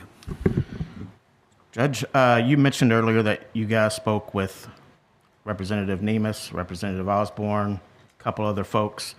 The folks that you didn't reach out to was the magistrate that's been in 911 for 30 years, that's written this in 6 different communities. The 911 director that's been on a state 911 board with me. My issue here is I see a dispatch center down there that's in a crowded room that needs to be in a bigger facility, that has outdated technology, that has hardware that's getting ready to expire. So I see the need for additional revenue, but there's a better way to do this. And I'd like to see us table this, bring together a committee of folks who are in the 911 community and live here in Oldham County that can get us a much better ordinance that fits us, other than taking bits and pieces of other communities. I'm a no today, but only because I don't like the way this ordinance is written. And that's it. Are you making a motion to table, Mr. Weasley? No, we already have a motion on the floor. Making a motion to table the pending motion. I am Magistrate Dye. Thank you, Judge. The 911 fee, at one point in my life, I was a deputy sheriff over in Jefferson County, and I can tell you some of the people in here that are first responders and such know what a 2-watt radio is. It's not much of a radio. You had probably more power. Well, I know one guy right there would probably know. He was at the Jefferson County Sheriff's Office after I left, but a 2-watt radio is probably had less power than your little transistor radio when you was a teenager. The only 2 groups of people I know that really need to respond to a 911 call is the person who's in distress or someone calling for them, because normally the words are something like 911, what is your emergency? Well, that emergency can be, well, my house is on fire, my car is on fire, my husband's beating the snot out of his kids, or the kids are beating the snot out of my husband. All kinds of things. And then you also have the first responder that may be in distress for whatever reason, and I won't get into all of that. But those are the 2 people or 2 groups that really need 911. Probably most of the people in this room, I doubt very seriously, are going to make the phone call and say, when they say, what's your emergency? And you're going to say, I think I'm having a heart attack. I don't think many people get to make those calls. But what I hear today is exactly what government does so well, this government and any other government I'm familiar with. Let's kick the can down the road. Now, I agree with Magistrate Woosley. Maybe this needs to take another look at it. Maybe there is some other way to do it. But I can tell, just by my feeling is, I've heard several people here that said, I'm not against 911, not against that at all. But I think that when it gets around to the time that when the state tells us, and as God is making little green apples, I'm telling you, the state's not going to give you any relief. You can't depend. I pay 2 EMS tax bills, and I can't get them to help me and the people in my district. But that's the way it goes. And some of the people who were mentioned said, "You got to get that on the ballot because it's a constitutional matter. 2 tax bills for one group of community, got to get on a constitutional amendment." State's not going to help us.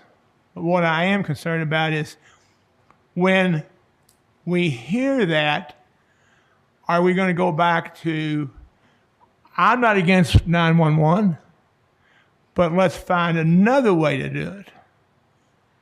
Let's keep kicking that can down the road. Since I've been on court, salaries for the police, the dispatchers, the sheriff's deputies, and some other first responders have gone up exponentially. One of my first complaints was, I can't believe people work for this money. I said, we got to pay these people more money. And we've struggled getting certain people in our first responder programs to come here as employees. But the thing that really gets to me is that the equipment, $6,000 radios, $1,000 batteries, and this stuff is almost obsolete when you take it out of the package because something new's come along. I mean, I'm not going to ask anybody to put their hand up here and say, how many people paid $1,000 or more for the last cell phone? And then think about what you paid for that little flip phone. Okay? That's what we're up against.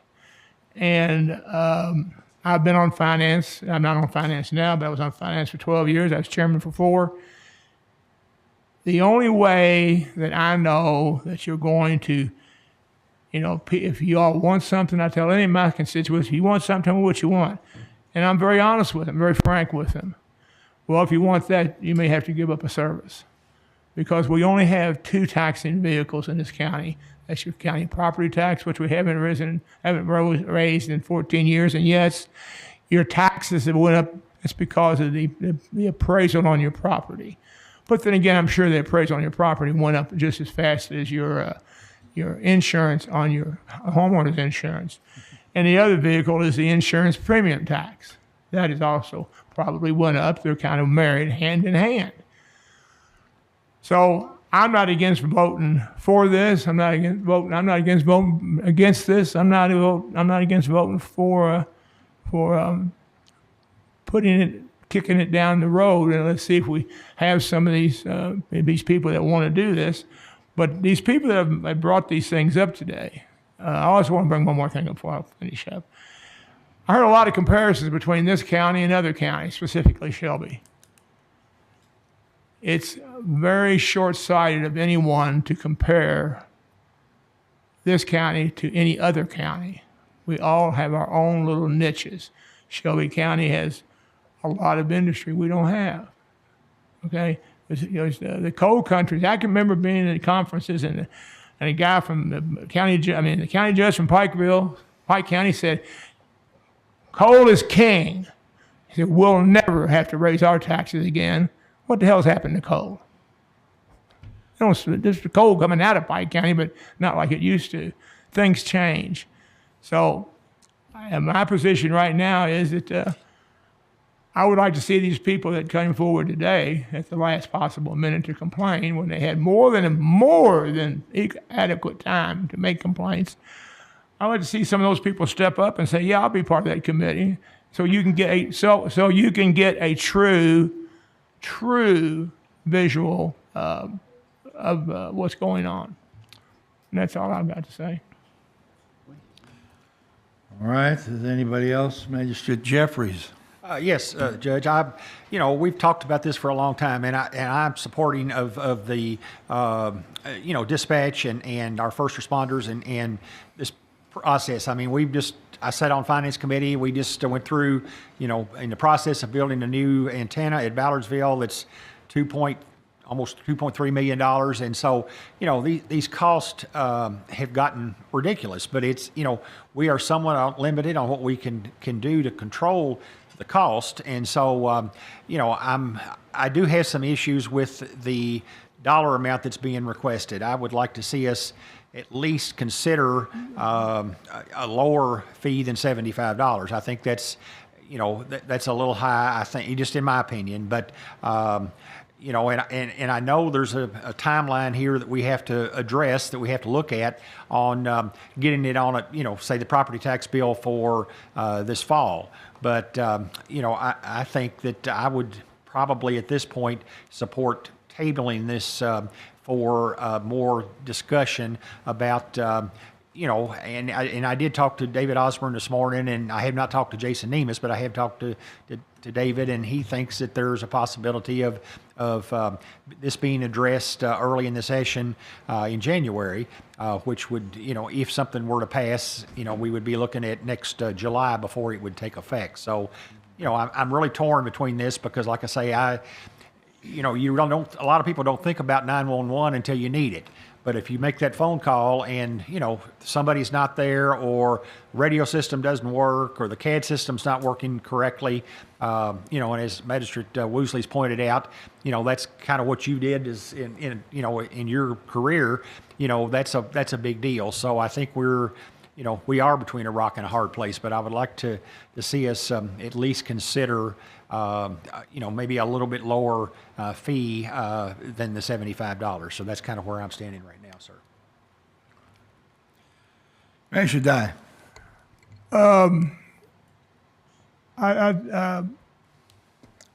I think it's time for, who made the motion? Well, I think maybe Manager Woosley might want to change his motion to table this. If he what can- about, let me ask this. What about if we went ahead and approved this, but we put an effective date on it of maybe let's possibly delete the CPI part and put an effective date on it of not to begin until November of 26. That would give us an opportunity to see if the legislature is going to do something. If they don't do anything, we'll be prepared to go forward. If they do something, we can eliminate, and they do it sufficiently, we can eliminate the ordinance next year. But we're we serve notice that we need this funds. I'm willing to go with go with the general fund again this year for the $700,000 or $800,000 we have to take out of there. But we can't do that indefinitely. Sooner or later, this problem has to be solved. So if we were to delay the effective date until November of 26, we'd give the legislature an opportunity to address the problem.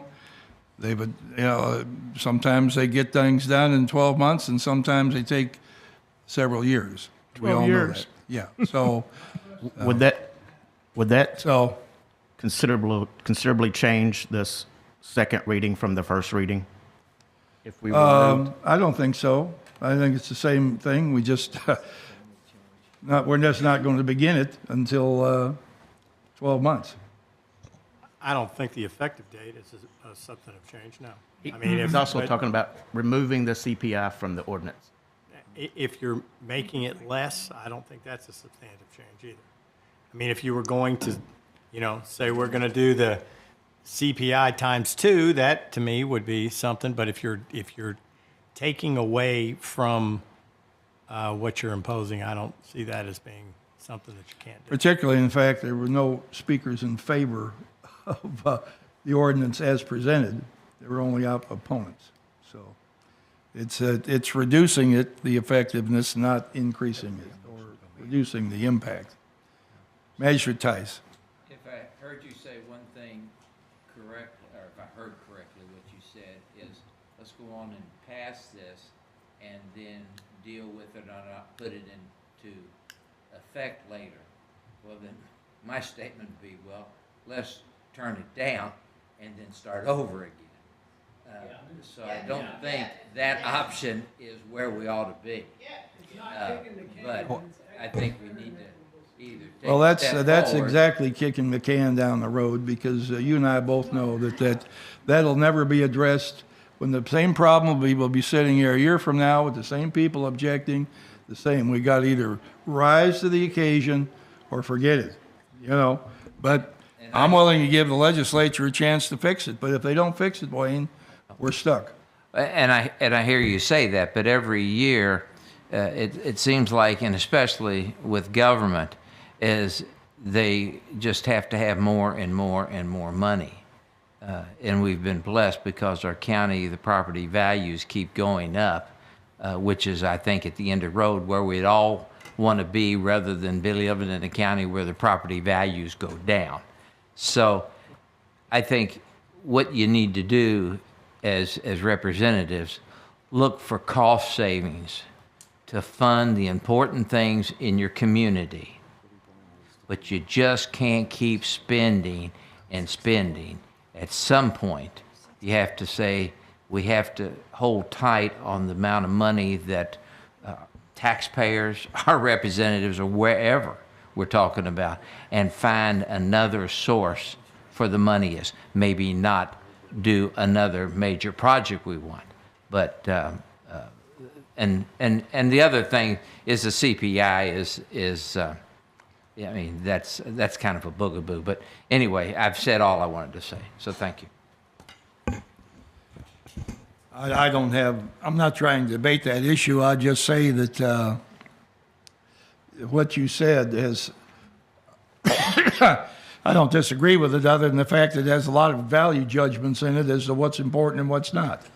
And we could debate the same issue on every single thing that comes before the court. That's what we do. Well, we're elected to make the hard decisions. And we're that's trying to make one now in as least offensive a way as we can, but we still have to make it. Make it today. I'm glad to put it off a year, but we're going to have to make it. And if you want looking for somebody else to solve our problem, if they don't, we'll all be sitting there next year with exactly the same arguments and exactly the same position. So, Well, we have a certain group of people, the finance committee, who does the work and spends the money. So we're delegating that authority to different people. Plus, we have an accountant and Stan Clark, our chief financial officer. But it's just, so we have those people doing it. Let's call for the vote and do the vote. And can I call for the vote? Is that right? No, you got to change the ordinance. You got to change the motion first. I think, not if he's. No, I don't think we've had any other. Got a motion and We a don't second. have any other motions on the floor right now. We've had discussion about ideas, I thought Magistrate Woosley made a motion in the beginning, and now we would have to change it to the next year's date. But but I'm of the opinion if you're going to do that, you got to leave the CPI. You can't cut that out. If it's going to be a discussion, a full discussion about this, leave the CPI in there, because if you take the CPI out, the next court or the one after that is going to be suffering the same thing again. We already know that the stuff that's involved in this kind of stuff, the dispatchers, you have to have certain, high quality people to do that. It's not just like, it's not a telephone operator, and you got expensive equipment. So you're going to just walk yourself right back into the circle again. You've got to find a way to have a continual funding source. Now, of course, that would change as more people come into the county. But to take that out. That's why I suggested we go ahead, but put the effective date off for a year, because I'd like Bob Jones and Jay Hall and everybody else in here to call the legislature. The pressure will be on, because if we have something that's going to happen, they're motivated to call and say, hey, let's solve this problem. If we don't have anything that's guaranteed to happen, then there's not quite as much pressure in the equation. And I agree with we you. like to have this happen, but I'm not putting it on you guys, but everybody in here knows a representative. They can call and say, hey, we don't want this to go through like it's set up to go through. We want it to go this other route if it can. And the reality of it is, these guys you're talking about, they're going to end up paying it some way, somehow. It's just through a different vehicle. Right, I'm for the cell phone. It should be $2 or $3. I mean, it might have to be $3. Somebody said $2. No one knows what that number is going to be. Right. Right, because it's different. Somebody said different per county. At this point, we've got a motion and a second. I'm not finished. And I was going to call for the question or for the vote, and I guess I need a second on that. Is that in parliamentary procedure, Mr. Jeffries? Yes. Call for the question, the debate stops. That's exactly, and I need a second for that to go forward. I'll second. All right, call for the question, debate stops. The only motion on the floor is whether or not we approve this ordinance or disapprove it. I'm not willing to change my motion, so we're either going to vote it up or vote it down. Correct. But I would like to see us table it. We have to vote on the table or the Wayne Tice's first to stop debate. Then we vote on the other. I'm not willing to change my motion. It's either up or down. You have no Wait, wait, choice. wait. He made the motion to stop debate. Well, that's a different motion than a motion to table. And, you know, if somebody makes a motion to table and it's seconded, there's no discussion, and that, discussion stops, and then the motion would be to table this discussion. Now, you can set a date. Did you make a motion? I don't believe you were seconded when you made your motion. You said you wanted to table it, but no, there were. Well, he didn't say wasn't a table second. it. He didn't say he wanted to, he said I could. It was just in a general conversation. So the original motion is definitive, my motion and second is definitive. We need to vote on that, on my motion, to decide whether we stop talking about it and vote, or we continue to talk. Is that correct, Mr. Jeffries? That would be correct. Well, if we stop talking about it, it doesn't mean the subject can't ever come up again. So no. effectively, tabling and voting it down and talk about it later is about the same thing. Well, it could be voted up. We haven't taken the vote yet. Could be Okay. voted up, but my prediction is it won't be. But I might be wrong. Okay. When somebody calls for the question, that stops debate, and we vote on the original motion, not on the motion to call for the question. Vote on the call for the question. Okay. No, That if- stops the discussion. question. When the question is called and seconded, there needs to be a vote, up or Right. down vote on the original motion. That's right.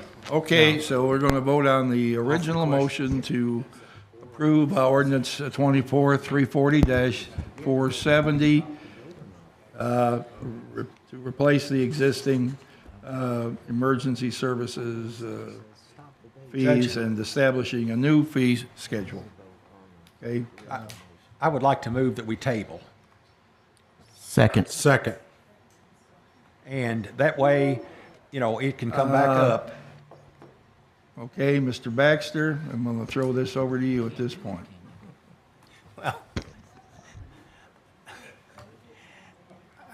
I think Come we've on, gotten Robert. I think we've gotten past that, because once the question was called and somebody seconded it, that means at that point we have to have a vote. So either you can move. Well, the person that called for the question could withdraw the call, but I think once you've called the A call motion to table takes Anytime? precedent. Takes precedent, I believe, sir. And I think if you look and. Well, I mean, if you want a definitive answer, you're going to have to take a break, because we've been going at this for 2 hours, and I'll have to go get John Finley's Robert's Rules of Order book that's sitting on my desk and look at it. Let's take a Take break. a break. All right, we're at a break until 10 after 4, please. And I'm not telling you because I'm just asking. I know you know. But when call for the question, don't we have to vote on the call for the question before you vote on the motion? If the motion is a motion to table takes priority. It's a priority motion. No, I'm talking.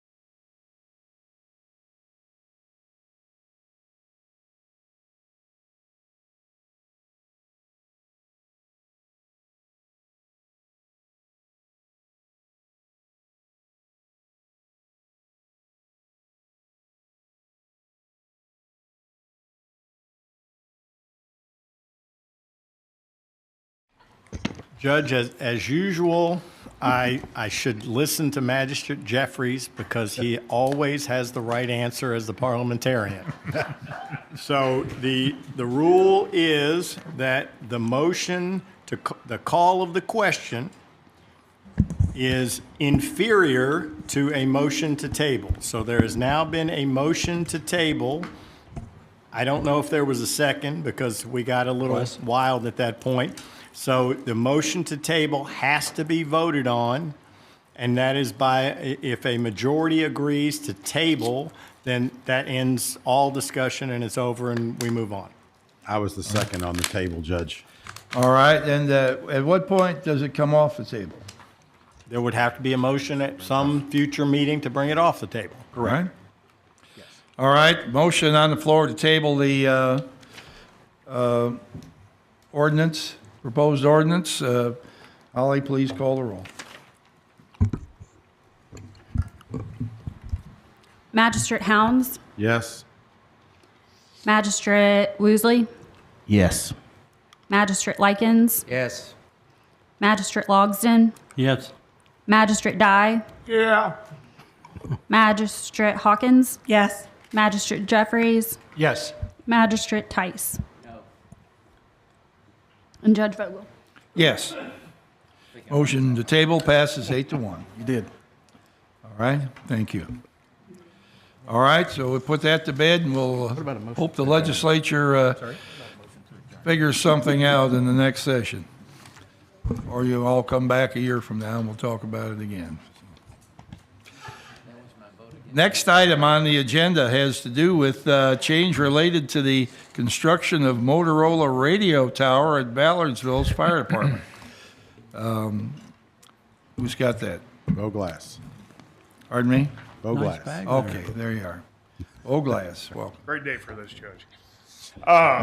I'm requesting your signature on a change order that is involving the radio infrastructure project, which includes the tower. It is for the purchase of an air conditioning unit to go at the Wave Tower. The need for the air conditioning is that there's going to be additional equipment put in the existing cabinet at Wave that already holds radio equipment. The air conditioning that's actually there now is not sufficient, so we're increasing that. It's not just an air conditioning unit, it's a part of the cabinet itself that the air conditioning is attached to that will be affixed to the cabinet. All right. and Judge, I'll that's- make that motion. Okay. I'll second. Motion to go ahead with this air conditioning unit. I guess it's, what, $2,898? No, it's No, sir, 10,000. it's 10,600. Where am I on? What page am I on here?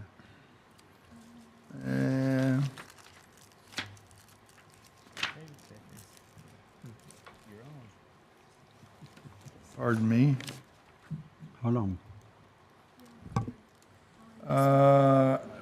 I do not see that number on anything I have here in front of me. Huh? Oh, right there, okay. This is the overall project. Okay, That's I'm how it sorry. changes. I got you now. $10,614. All in favor, please say aye. Now, Wait, Judge, wait. question. Yes, sir. Why wasn't this caught up? Why wasn't this brought up when we signed the contract to begin with? Motorola put stuff all over the United States. They didn't know they were going to need another. So the original air plan conditioning called unit? for placing a cabinet inside Ballardsville Fire Department. However, when the cabinet was placed inside the department, it's taking up a lot more room than what was anticipated. So now that cabinet's going to be moved outside. There was an additional air conditioning purchased with the original plan, but now that that is going outside, that air conditioning unit needs to stay with that cabinet. So now an additional one that was going to be taken from Ballardsville to Wave needs to be purchased. I'm just. We just keep doing cost overruns, and I don't understand why they're not part of the original bid when we do them. It was part of the original bid. We changed. It wasn't big enough. No, no, sir. It's the changing of the location of the cabinet from inside of Ballardsville to outside, where now it's going to require that extra air conditioning that was going to be moved to Wave.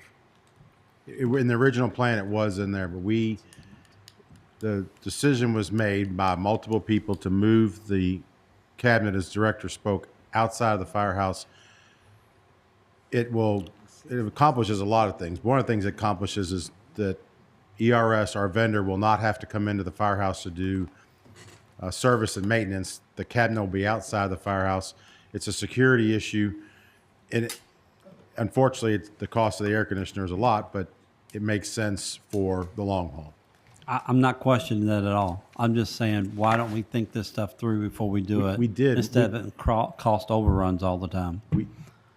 That's just I'll vote on it. We got to have it, but I just don't know why this is not picked up ahead of time. All right, any other comments? A motion on the floor to approve this air conditioning unit. All in favor, please say aye. Aye. Aye. Anyone opposed? Motion carries. Thank you. The next item on today's agenda is,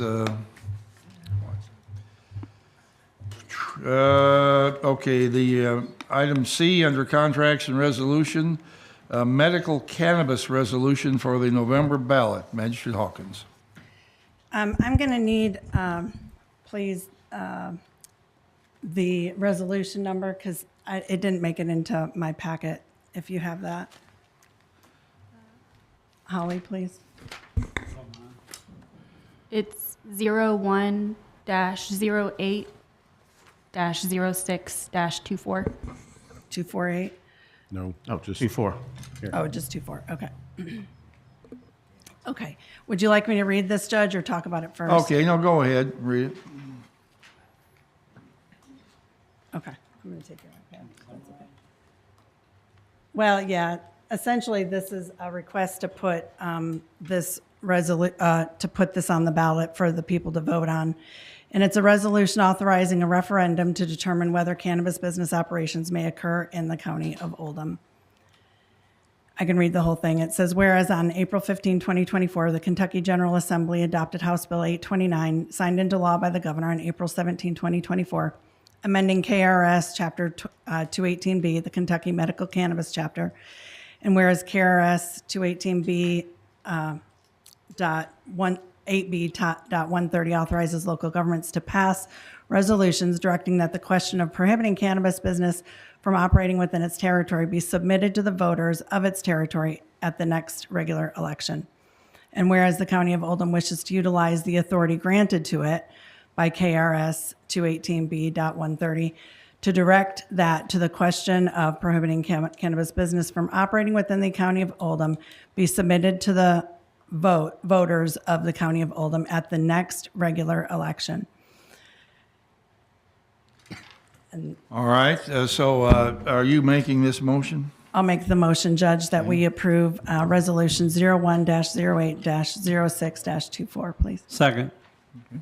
Moved and seconded. Now, discussion on this resolution. I can start. Magistrate Jeffries. Yes, Judge.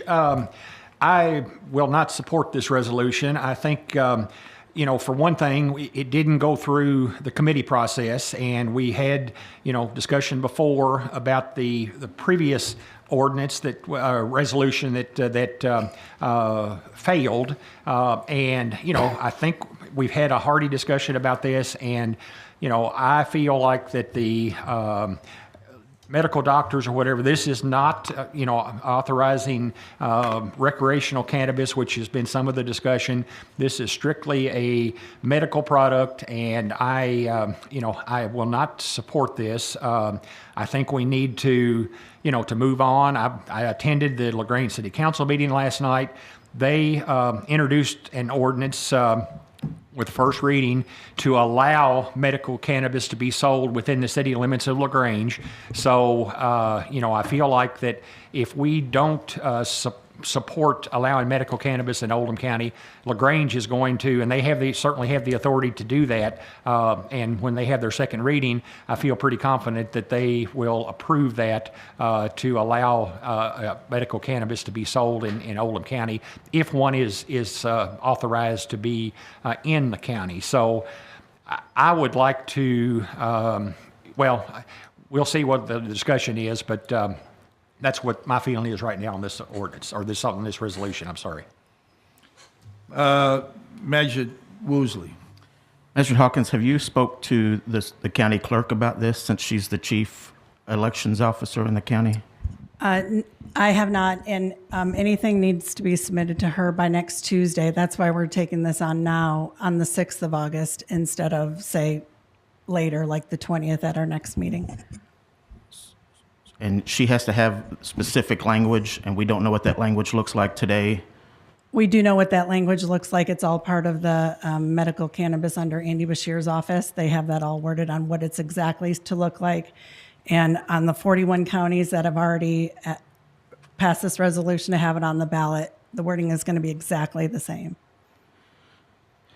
And I guess my prohibition against this is what Magistrate Jeffries just said. We've already put this to bed as a fiscal court, and now we're bringing it back up. It did not go through committee like we've asked, so I'm going to be a no on this today. Magistrate Hawkins. I wanted to state that putting this on the ballot for the people to decide is not about a personal medical issue. The doctors can prescribe it in Kentucky starting in January 2025. If you're using it as a medicine currently, then you probably already have an established relationship with a doctor, and that won't change. Just so everybody's aware, that won't change. Ultimately, it is the people's issue to have cannabis businesses in a community, and the people are smart. So it should be treated similarly to the wet dry vote that we took in December of 2015. And ultimately, if it's good for the community, then so be it. Again, people can still get their medicine, and LaGrange can do something differently as they choose, and that's by KRS statute, or by KRS. No matter what we do as a county, the incorporated city of LaGrange can choose to do what the people vote to do, whether it's up or down. That's up to them by KRS. So, as somebody stated already, LaGrange is planning on having this, and that is their prerogative to do that according to legislation. And the question would be essentially, do you want it here? And as a predominantly conservative county, we ought to leave it to the will of the people to make that decision. Magistrate Logston. That's what I agree with Stephanie wholeheartedly. We voted on liquor sales. It went from moist to wet, now full blown. It's going to go like this with marijuana also. The medical marijuana will eventually go total marijuana in the state. I promise you. I'm on board of directors at NACO. I've talked to tons of states or not tons of states, but the states that have it legalized now. Always said, do not touch this with a 10-foot pole or you're going to be sorry. I'm just telling you this right now. It's medical now, but it'll eventually go full-blown marijuana use in the state of Kentucky. Even our governor up in Iowa at the last caucus they had up there, and you can look it up on YouTube. I listened to it. He was talking about working with our soon-to-be vice president nominee, that he worked with her to decriminalize marijuana possession in the United States of America. So I'm just telling you that this is not going to stop at medical. It's going to go on. And I've seen too many labs. It's funny we're sitting here talking about opioid money today and how we're going to do that and how they got sued because they kept prescribing and everybody got addicted to opioids. And now here we are talking about marijuana, doing the same thing. It makes no sense to me.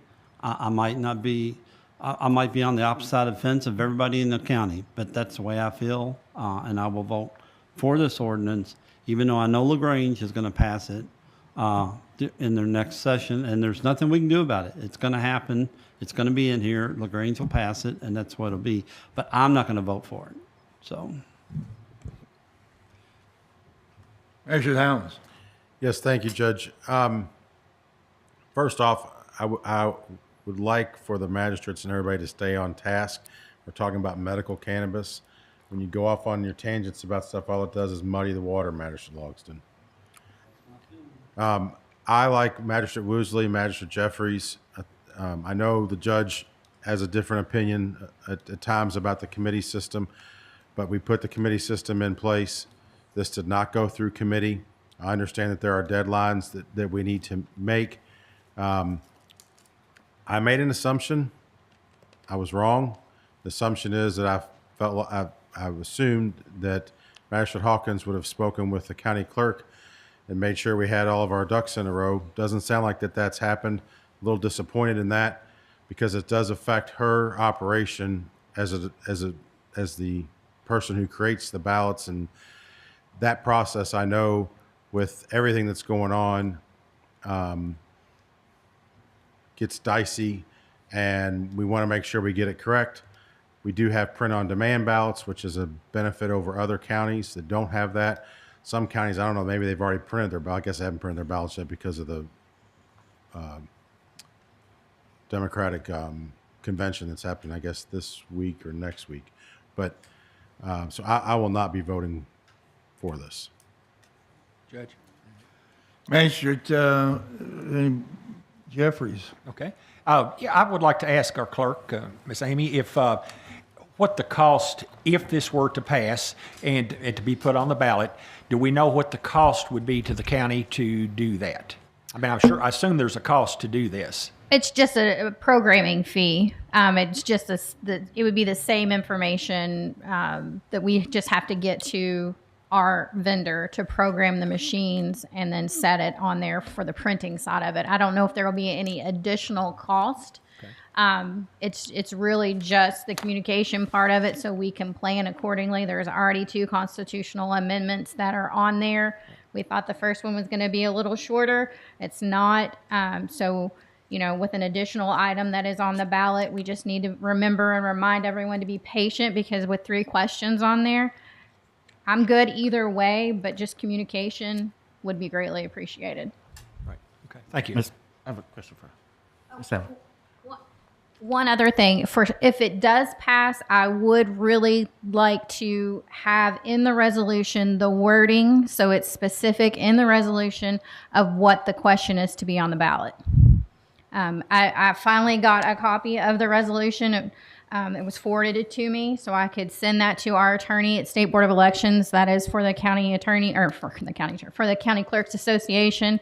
He reviewed the resolution, and his only suggestion is to add the actual question into the resolution if it does get passed. So there's no question about what the question is on the ballot.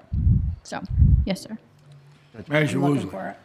Ms. Alvey, if the city of LaGrange passes their second reading and they approve it, what does a ballot look like for anybody else in Oldham County? So is it the folks in LaGrange wouldn't have that question on their ballot, but everybody else would? No, they still would, because they're a county resident, because it's a county decision, because they are a resident of Oldham County. So they would still have that on there whether or not they wanted it within the county. If for some reason, say the county put it on there as a question and the city also put it on there as a question, they would get 2 votes. They'd get 1 vote for the city and 1 vote for county at large. So even if the city does approve it, it will still be on the city of LaGrange residents' ballots, because they are a resident of Oldham County. And so if it was approved here, it was on the ballot, and the voters in November voted to enact a ban, those folks in LaGrange wouldn't really matter, because they're going to get it regardless. Correct. So we're really muddying the water here. It could get confusing for them, because if they're in the city of LaGrange, if they have to read the question completely, because if it was the question, if it was for just the city of LaGrange, it would say the jurisdiction of, which if you all pass this, we'll say Oldham County. If the city put it on there, it would say the city of LaGrange.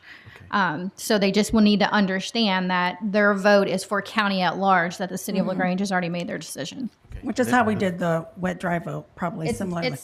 Paperwork wise, it's handled different than a wet dry vote.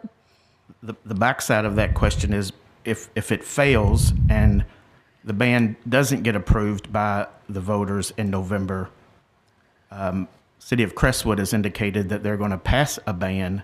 Correct. So it would be in reverse down there. So the county may have voted to not have a ban, but the City of Crestwood will have one regardless. Correct.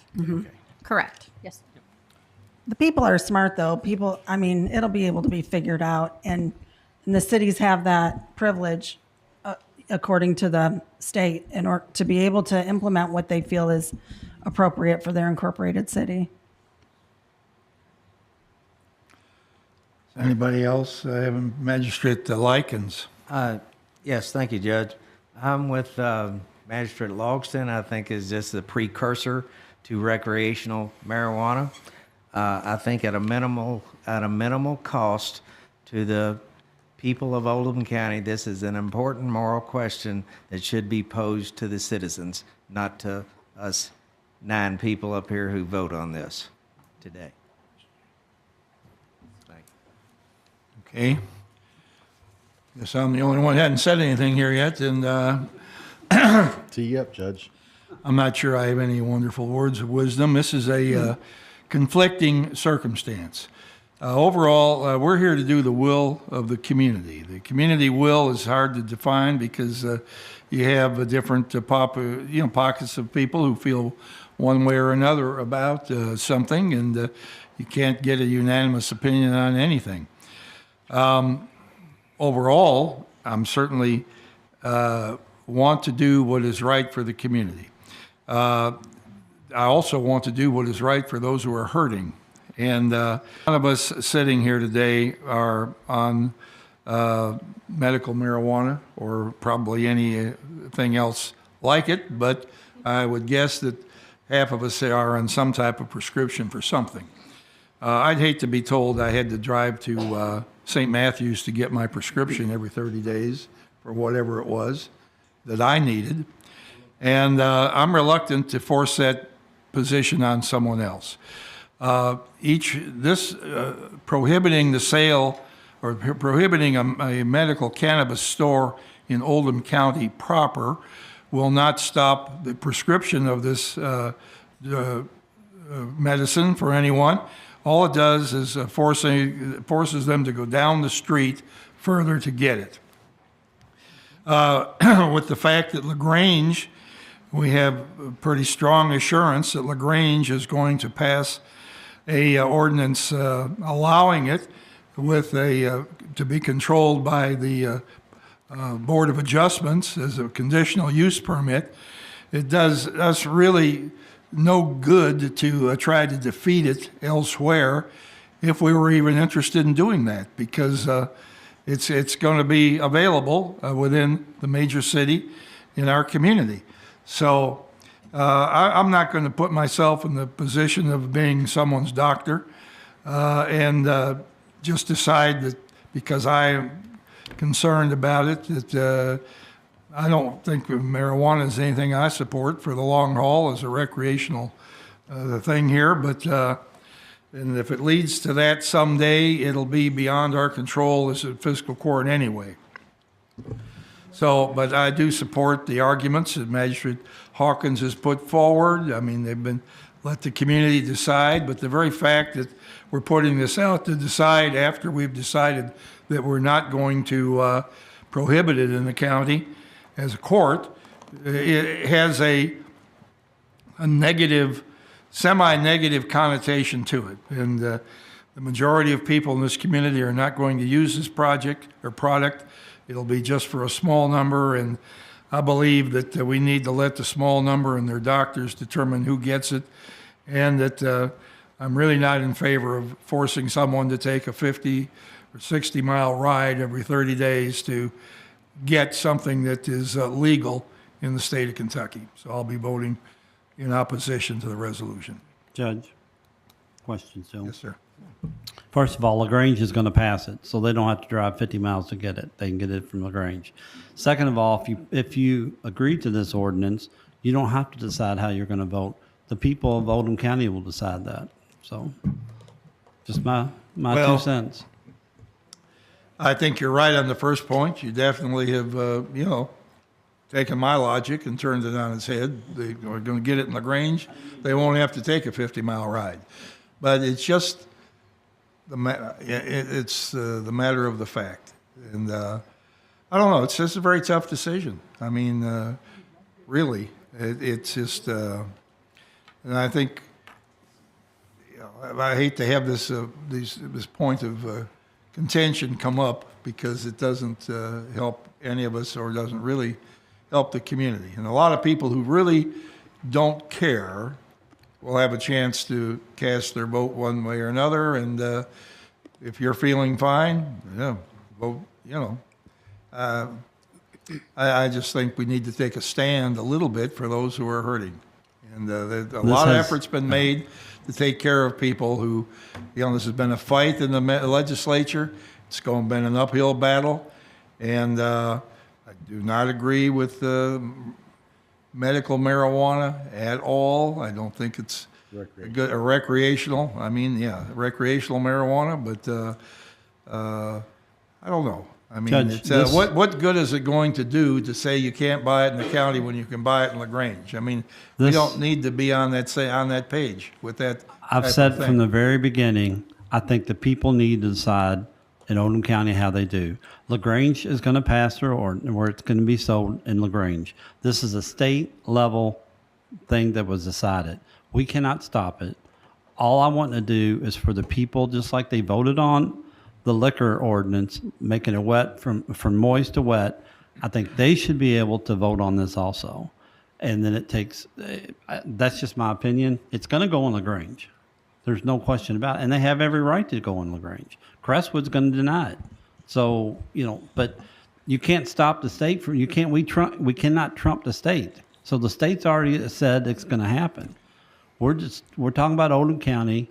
LaGrange is going to do it, so they don't have to go to Jefferson County. And they might not, who knows? There's only 4 licenses out there. Maybe LaGrange will get it, maybe they won't. So Initially. Yeah. Judge, what would be the harm in letting the people vote? What would be the harm in letting the people just vote? Vote what's best for their community? There is no harm in it. It just presents a conflict within our community. Okay. I think I don't think it's harmful in the sense that, but when other things come before us that people want to vote on, and we say they can't vote on them. Okay, the legislature's passed this. It's a legal circumstance in the state of Kentucky. The fiscal court has already voted once to allow it to be sold here. So we're just bringing this up again because you disagreed with our earlier opinion. So. I'm going to stick with my point of view. Sorry. Ollie, will you please call the roll?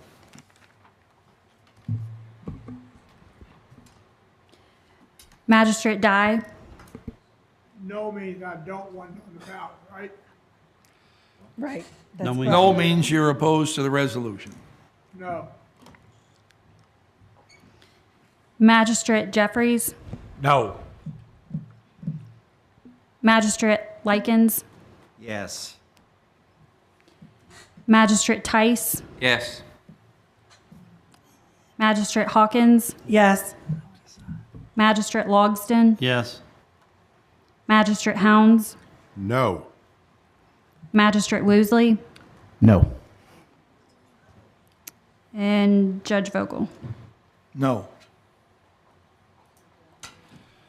Motion is defeated 5-4. All right. The next item here on today's agenda has to do with a proposal to convert Main Street north of Front Street in Westport from right-of-way to a public road. County Engineer Sullivan. Thank you. Jim Silliman, Oldham County Engineer. Let's see.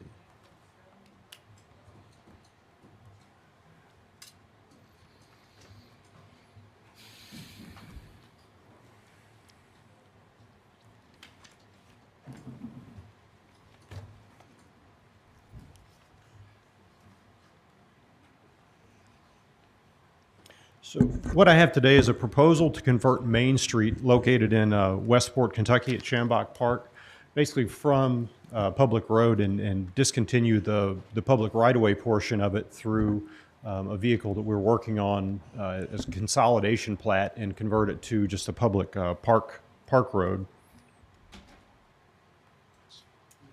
So this is the general area. I'm going to move the cursor around the Westport Park or Schambach Park area.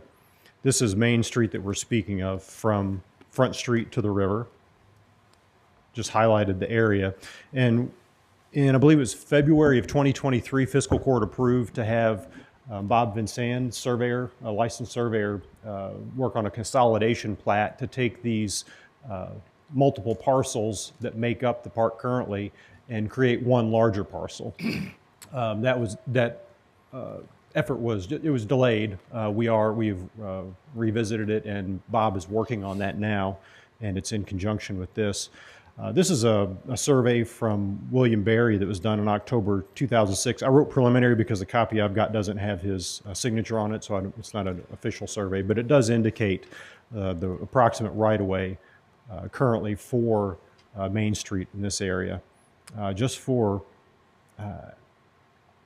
historical purposes, we also located plats dated 1852 and 1935 that also indicate the Main Street right-of-way. Of course, you can see the configuration of the lots is very different. It's very interesting from a historical purpose. And there's Main Street again. This is just a view of Main Street. So this is North Front Street crossing perpendicular to it here. So we're speaking of discontinuing the public right-of-way from this point to the river where the dock is. Another view of that a little closer. This is looking from the area where the dock is towards North Front Street. And these are the signs that were posted in accordance with the KRS to go through this procedure. So we found the most appropriate KRS to follow for this discontinuance of the county road is KRS 178070, and in accordance with that, we formed a 3-person committee, being myself, Magistrate Woosley, and there's also supposed to be a member of the community that has no stake in the road, Joe Ender, who's actually now Deputy Judge Executive, was assigned that position. The three of us met. The determination that there will be no inconvenience resulting from this decision. Again, we're not actually closing the road. We're just making it so it's no longer a public right-of-way. On July 12th, the signs were posted in accordance with that KRS and the one you saw in the picture. And on July 18th, notice of this activity was posted in the Oldham era. So if anyone had objection, they could call. I took one phone call, and it was just a person asking about the procedure, and I explained what we were doing, and that was it. I got no calls of objection.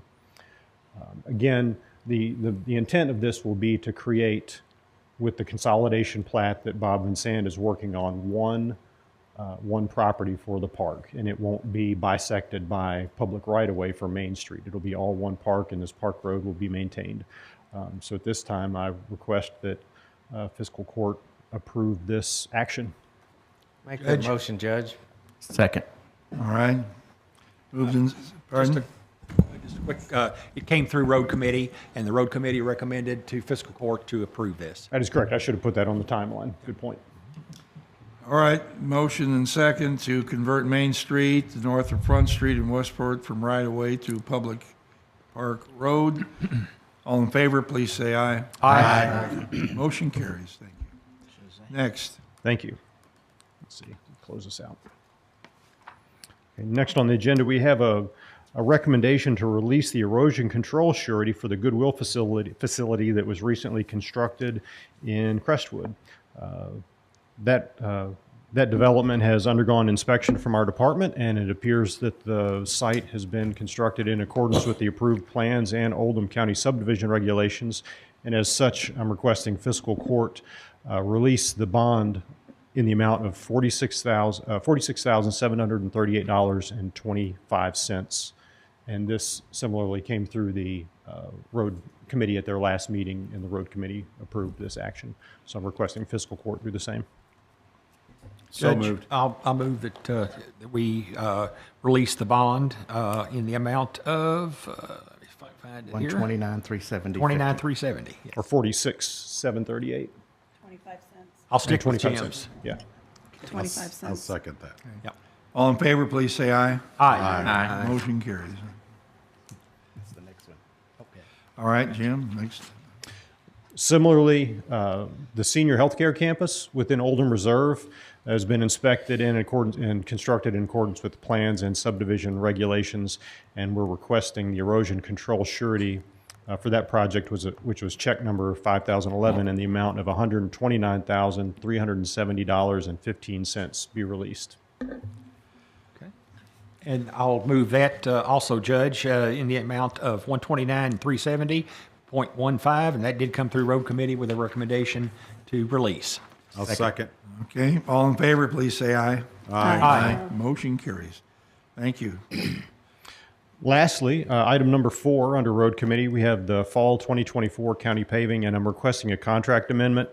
Basically, we've been resurfacing or started on patching in the Woodsboro neighborhood on Brookswood Drive, and when that operation commenced, we observed some areas that needed additional patching. There were some additional failures we want to address.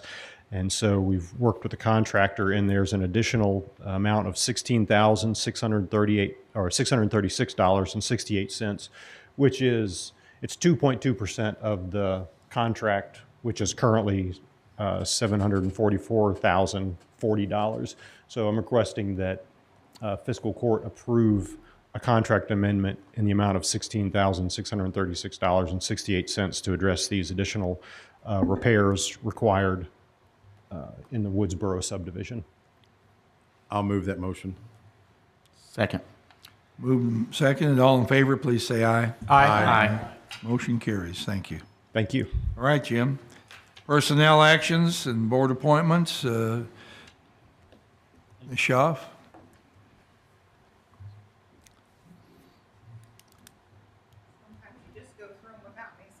Well, We're just waiting for you to walk down here.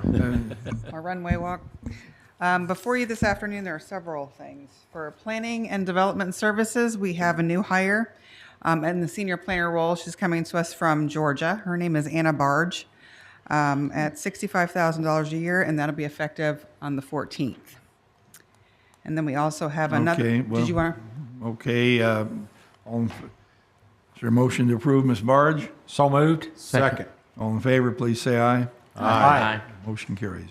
Next. The second item is in planning and development. It will be new hire Haley Beatty as a permit clerk at $23.08 per hour, effective tomorrow, the 7th. I'll make that motion. Second. All right. All in favor, please say aye. Aye.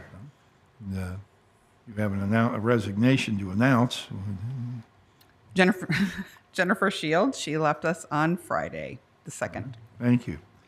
New hire for maintenance. Sure. We have Tanner Gay as a maintenance assistant too at $25 an hour, and that is effective tomorrow as well. Motion to approve. Second.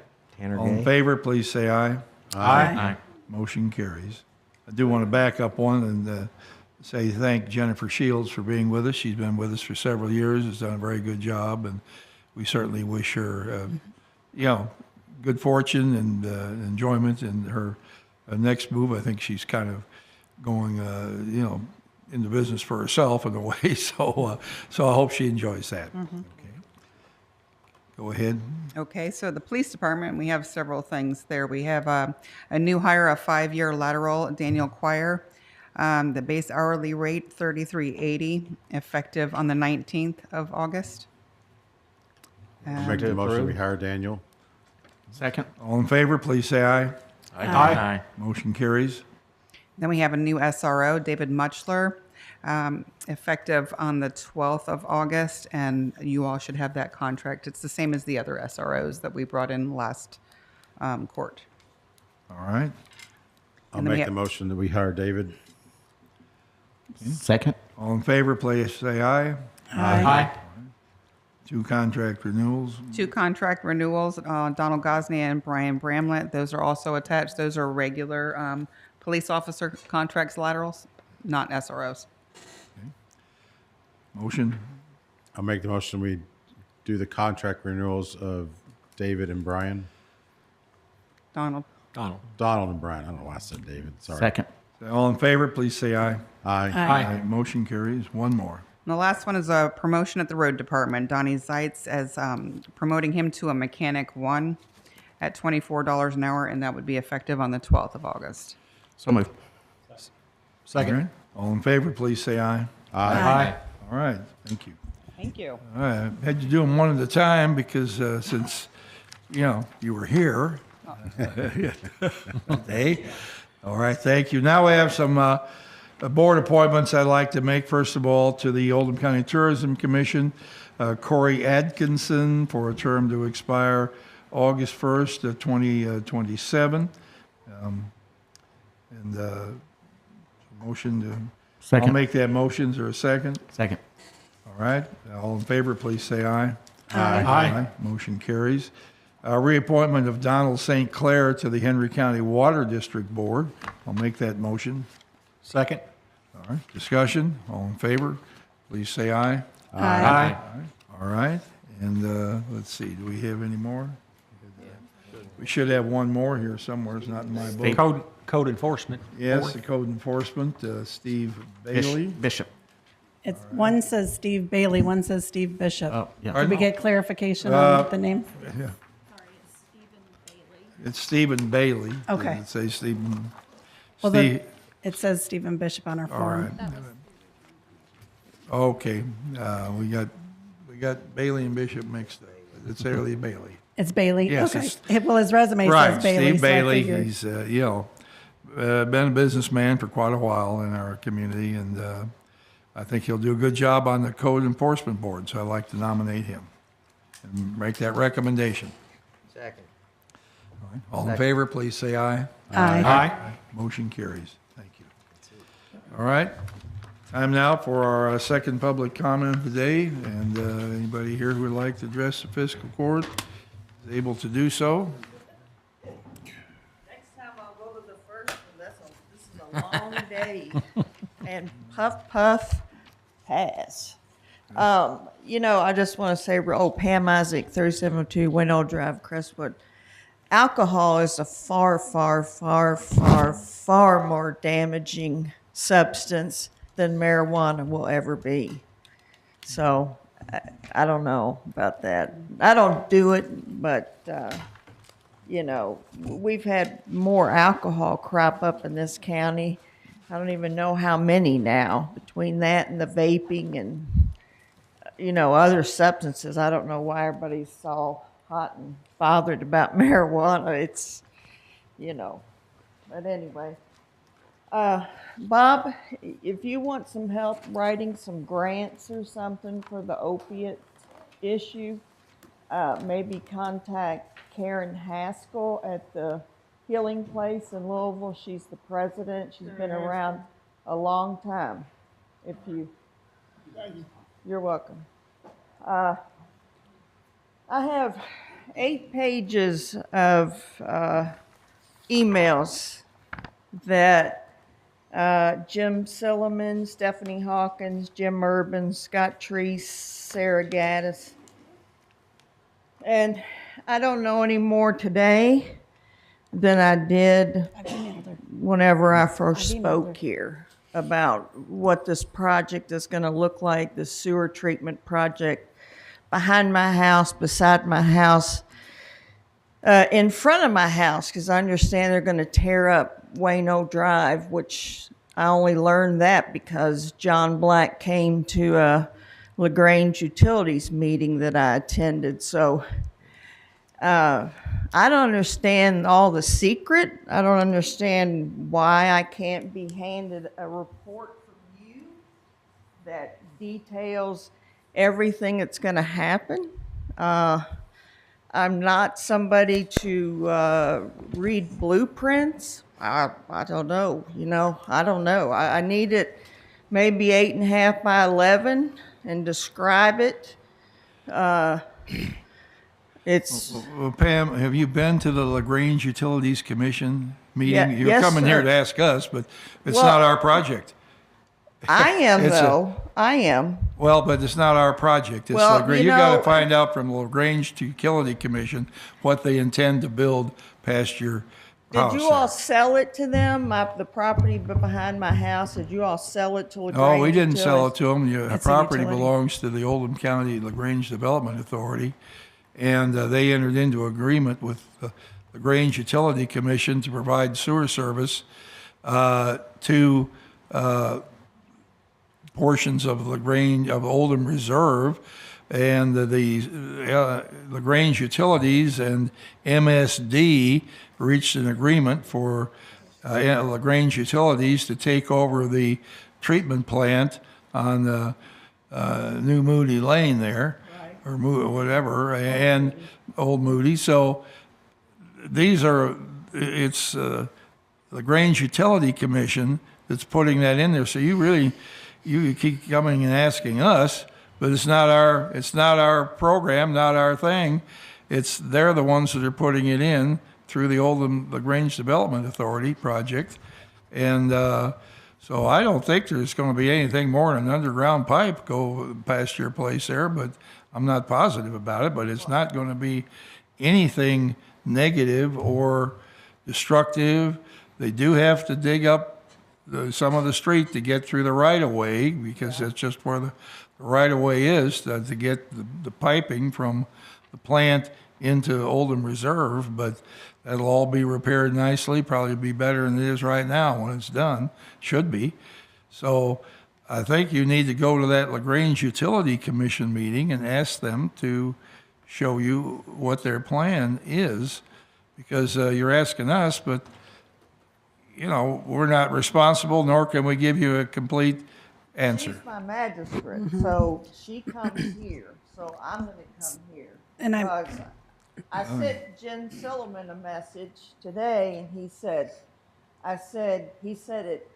the erosion part of it hasn't been approved.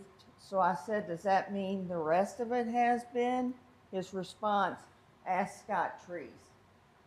I mean, it's so silly. I know they all know how it's going to be, because he's part of it. He's an engineer.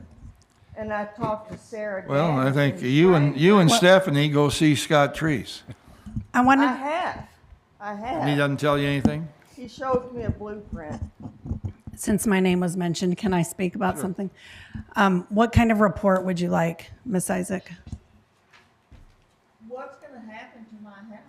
Beside my house, because I've heard driveway, I've heard a parking lot behind. Can you speak into the microphone so they can't? Sorry. A parking lot? As I understand it, the building will be, the structure, the outside structure, not even necessarily a building, will be no higher than 10 feet high. And that came from Jim Urban a couple fiscal courts ago. And most everything else is going to be underground.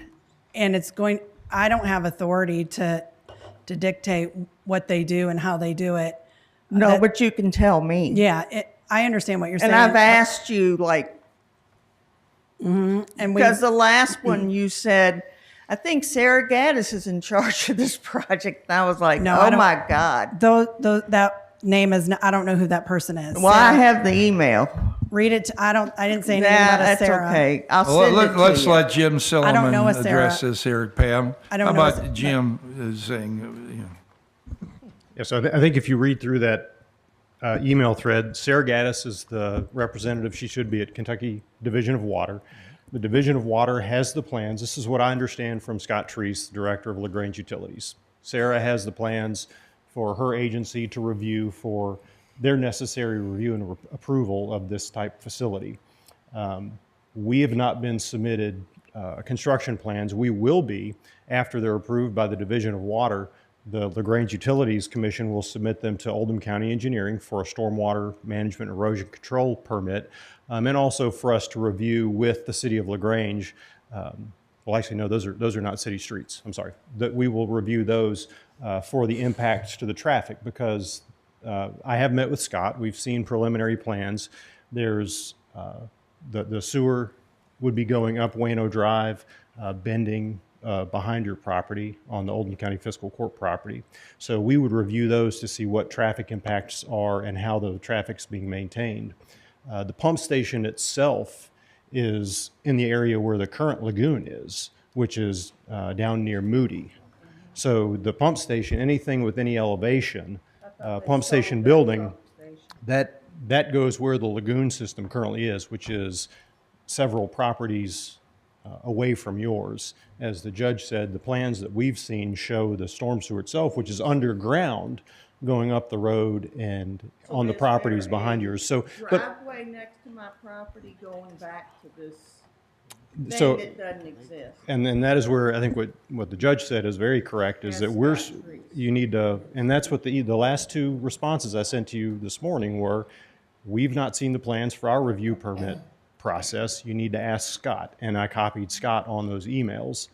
And he responded to me again, asking about the Division of Water. And again, I said, you need to address those folks. Organization not know an entire, this is county, I don't care who's gonna run it, it's in the county, I'm in the county, I need you all to know about it. And he knows bits and pieces here and there, but Well, we know about it, but there are steps on how all these things are put together. They come together through an approval process of the various steps. And like he said, the State Division of Water is looking at their plan now. We don't get it till it's been approved by the state. Then we get it. But, we're not going to leave. I mean, as I recall, I think I know where you live. I don't know. You live more or less pretty close to an intersection, but there's already streets there. There isn't going to be any new street go by your house that's not already there right now. And we're not going to leave the place a mess. We're not going to let anybody do that. We don't let them do it anywhere else. They're not going to do it at your place. It will be probably by the time it's done, it's invisible. It'll be out of sight for the most part. Because any driveway that, again, I'm speaking about plans that I didn't design it. I don't know. I know, you haven't seen it. Judge, Jim, I might be able to put a little light on this for you. And I'm chairman of ODA board but I'm on the ODA board still. That what you're talking about is a pump station. Most of it's underground. This road you're speaking of could possibly be a service road that would come from, I don't remember. Waino, which is a regular Yeah, road it would that come I off live and on. it There's enough room for a driveway to be put there. Is that yes or no? Well, I don't have the plans in front of me, but there's going to be a pump station, and normally they have to have a service road, one vehicle, which is good for one Let's vehicle. put it at your house. Maybe they could drive in from your house. Too far to come all the way from Glen Oaks. Jim, would you make sure that when those preliminary plans come, would you copy Ms. Isaacs and myself on it? By then, it's already been approved. And I believe Ms. Isaacs has reviewed the plans with Scott Treese at his office. The preliminary plans? Yes. Okay. Okay. Wait a minute now. We're kind of. Get this on record. I do not read blueprints. That's what I was shown. I asked for an 8.5 by 11. I'm sure they could whip that out, but no, I haven't gotten it yet. So, An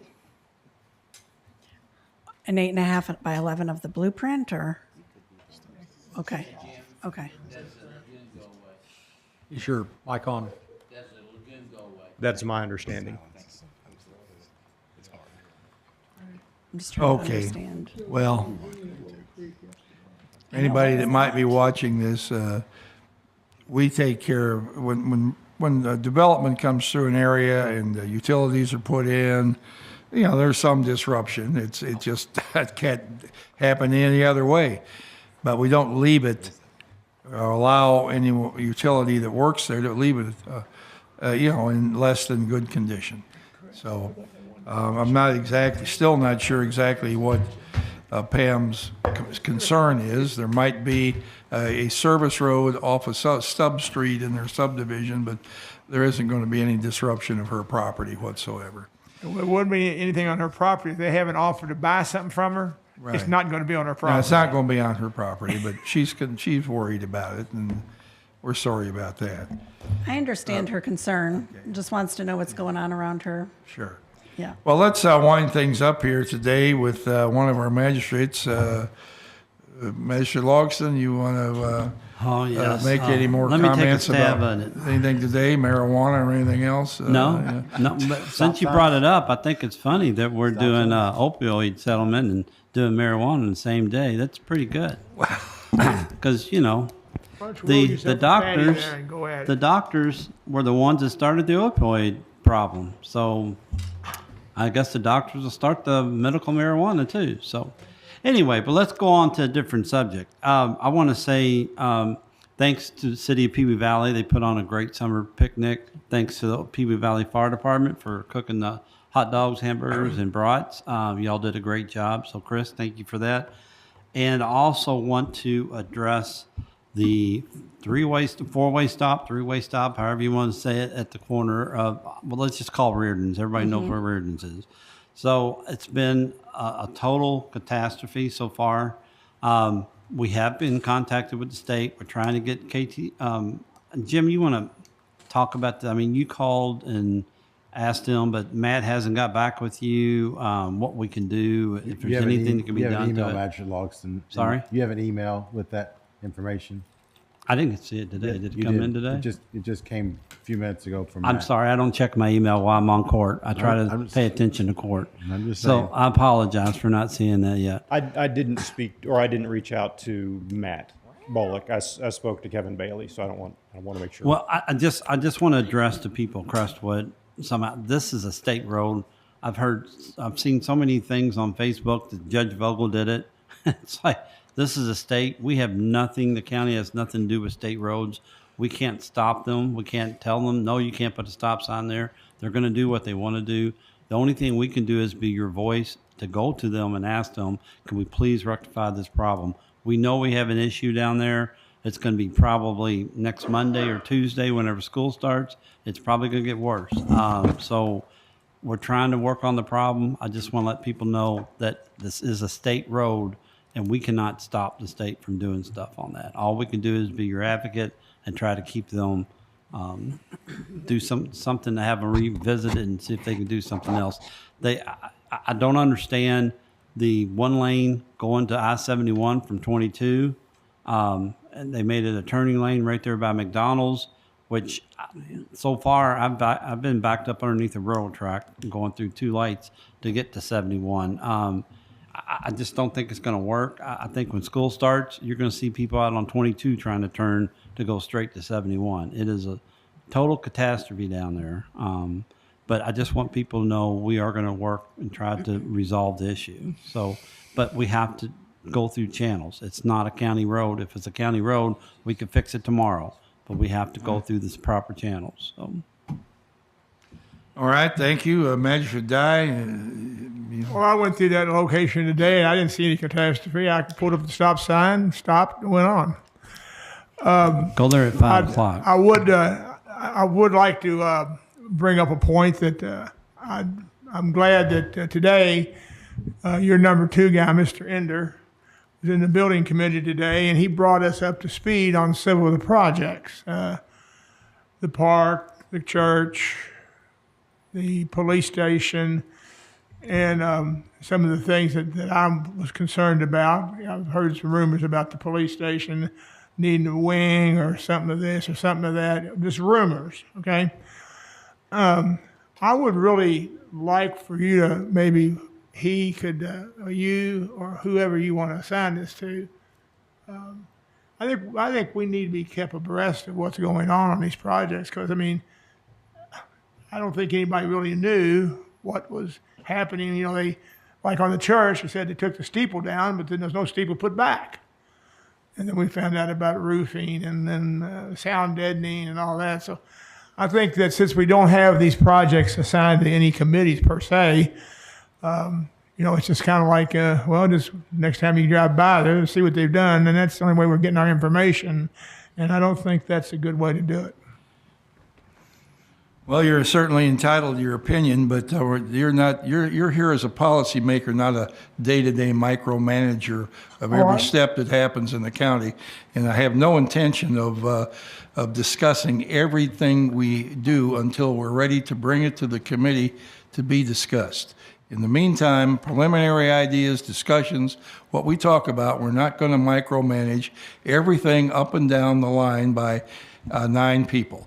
The administration here is in charge of what is brought to the fiscal court for a policy decision, and that's what I intend to continue to do. But, as far as you being not up to date on things, that's fine, but we'll put out a semi-weekly bulletin about what's happening, but I can't call you every time nails to be driven or a picnic table bought or something of that nature. It's just not enough time in the day for it, and I'm sorry that our attempt to keep you informed actually turns out to be a negative in your mind. So, Magistrate Hawkins. I wanted to say that I was a bit surprised at how the resolution ended up today. I didn't think that taking something to the people for a vote when given the opportunity by our legislature to allow the people to vote would be so controversial or be voted against. But I wanted to thank those who voted in support of it.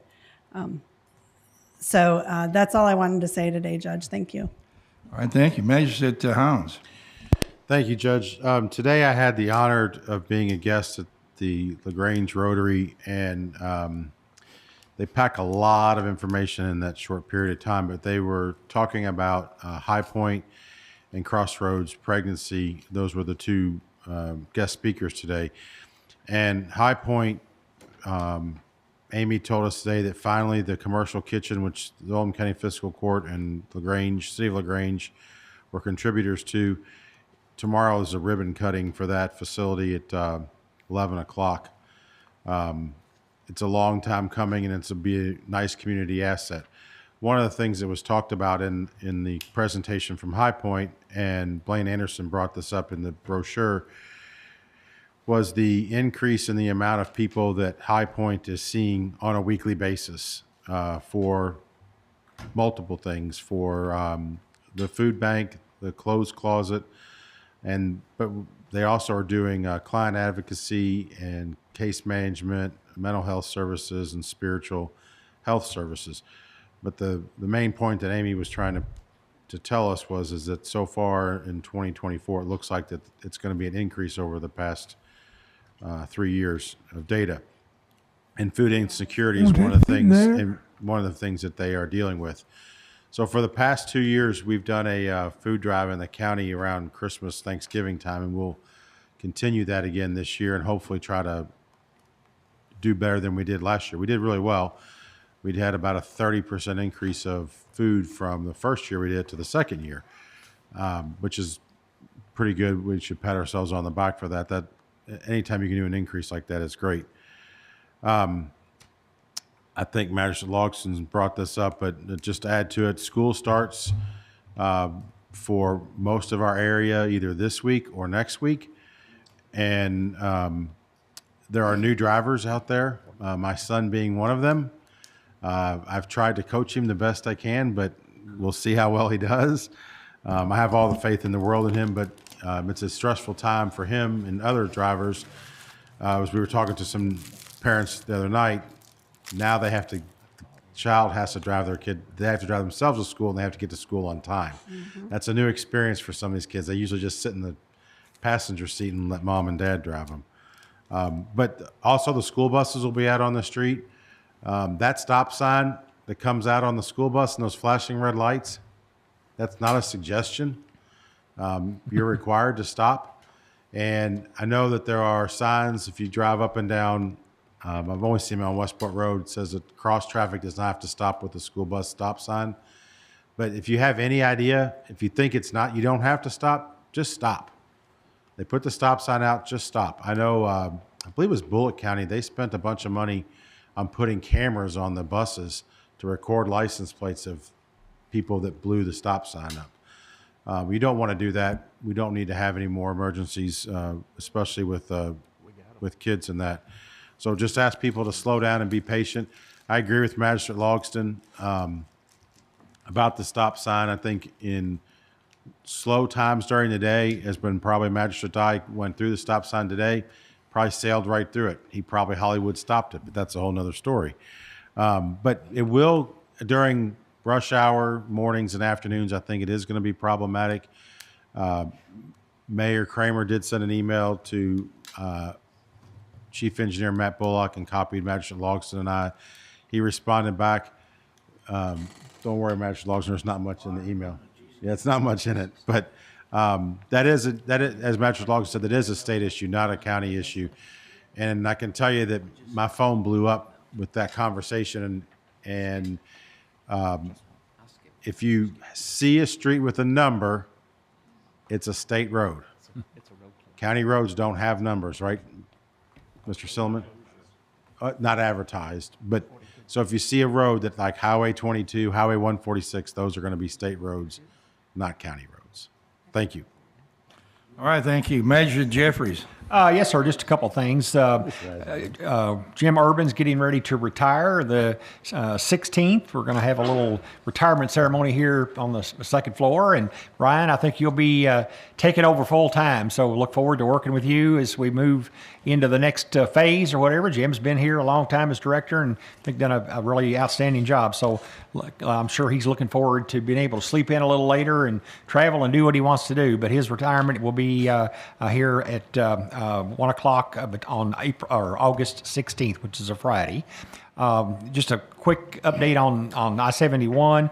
They've been doing a lot of work on the I-Move project, and they're starting to get, you kind of start to see the fruits of the labor that seems like it's been going on for a generation. But, they're getting asphalt put down and seems like things are smoothing out a little bit on that, and hopefully sometime early fall, they'll have that project basically completed, at least on this phase. So, I think they did get they've got a nice job out here on the 53 overpass, on the bridges. Those were, needed a lot of work, and those have been done. And I think everybody that's driving over them now are that. And then, the new ramps being open, I think things are, starting to improve in this area. So we're excited about that. So that's all I have, Judge. Okay, thank you. Magistrate Woosley. Judge, I just want to announce one road closure. The state highway is going to, State Transportation Cabinet is closing 42 at Old Sligo Road on Thursday, starting at 9 for, to replace 2 culverts under the road. I have one other thing, but I can't read my writing, so I don't know what it is, but I'll email you. Everybody but Magistrate Logston, I'll email you. That's all I got, Judge. Thank you. All right, Magistrate Tice. Nothing, Judge. Magistrate Likens. Thank you, Judge. I think since we had such a boring and mundane meeting today, we need to introduce a little controversy into today's meeting. But I would like to see the 6 fire departments revisited again. I know we did that 12, 13 years ago about trying to merge our fire departments. It just makes sense to me not to have 6 paid chiefs at 6 different locations with overhead in each location. But I would like to know, what's the physical distance between the Pee Wee Valley Fire Department and the South Oldham Fire Department? 2.5 miles. You said 2.5 miles? Just a couple of miles. Depends on if your house is on fire or not. Exactly. The goal and the But objective is to have a firehouse within 5 miles of every resident to keep your insurance ratings down. I didn't say we have less fire stations. Yeah. It just, we don't need 6 different people running 6 different fire stations. Thank you. Well- Judge, I got one other thing. Okay. Magistrate Likens, I don't think he was in the room here. That maybe he was, but I understand Iron Man's coming back on the 18th. Is that correct? Oh, yes, sir. And the brochure that went out gave some indication there'll be some road closures. There are going to be no road closures. That's correct. So, Right. There'll It's be the 18th, delays. And the only road that's closed is a part of a few blocks of Jefferson Street. Okay. Just a few. Here, everything else is open. than shared. Well, the chief said no roads are closed, so you all have to work that out. Well, right. It's just a few blocks of downtown. There's a diversion right here somewhere in Jefferson. You did, Barry. Magistrate Dye brought up projects. Okay, I was a little sharp with you there. But Not nothing more than usual. More than usual, right? That's Yeah. right. We're doing. We try to keep everybody informed. There's a lot of balls in the air here. The church, what I call the church building next door, doesn't have a steeple because it leaked. We have an order in with Campbellsville Industries for a new steeple to be placed up there. It should be arriving this fall, but the thing was taken off. It had some risk to it. It had to come down, and that's why the tape is out there to keep people from getting too close to the building. The interior is being worked on according to the plan. They've done some things in the roof system there, put insulation in. So we want everybody to be informed. We're not trying to hide anything or surprise anyone. I don't believe I used the word hide. No, I know. Keep you informed. That's fair enough comment. I mean, we want everybody to be informed, and the other projects we have, as far as the architect is getting some ideas together on our police administration building. When we have them, actually in a written form, something to look at, we'll get everybody together and take a look at what these are and get our comments. The animal control building is coming along, should be ready in the fall, but there have been several concerns about it that have to be corrected. The window supplier has not been able to deliver the windows that we expected to have. Doors. Pardon? Doors. The windows, doors. Glass for the doors. Right. So things have not gone as smoothly there as we'd hoped, but we're counting on other people to come through with what they told us they would do. Windows are across the street. Yeah. That's where the windows are having a problem. So, anyway, so we're working along with it, and we're getting there. It's progress is slow. It's just excruciating until it's open, and now everybody's driving on the off ramps and happy as can be. So now we can get back to studying that traffic jam in Buckner that we passed on before. What was that all about, baby? Yeah, remember we were going to do a traffic study down there. Hadn't gotten one yet. Yes, that one. Yeah, well, we're going to bring it up again. That was Buckner, not Crestwood. It was a That was 6-3 vote for $79,000. Yeah, well, anyway, I'm just teasing. It's late in the day, and we're getting silly. Yeah, getting silly. All right, motion to adjourn. So moved. Second. All right. Well, that's right. Yep.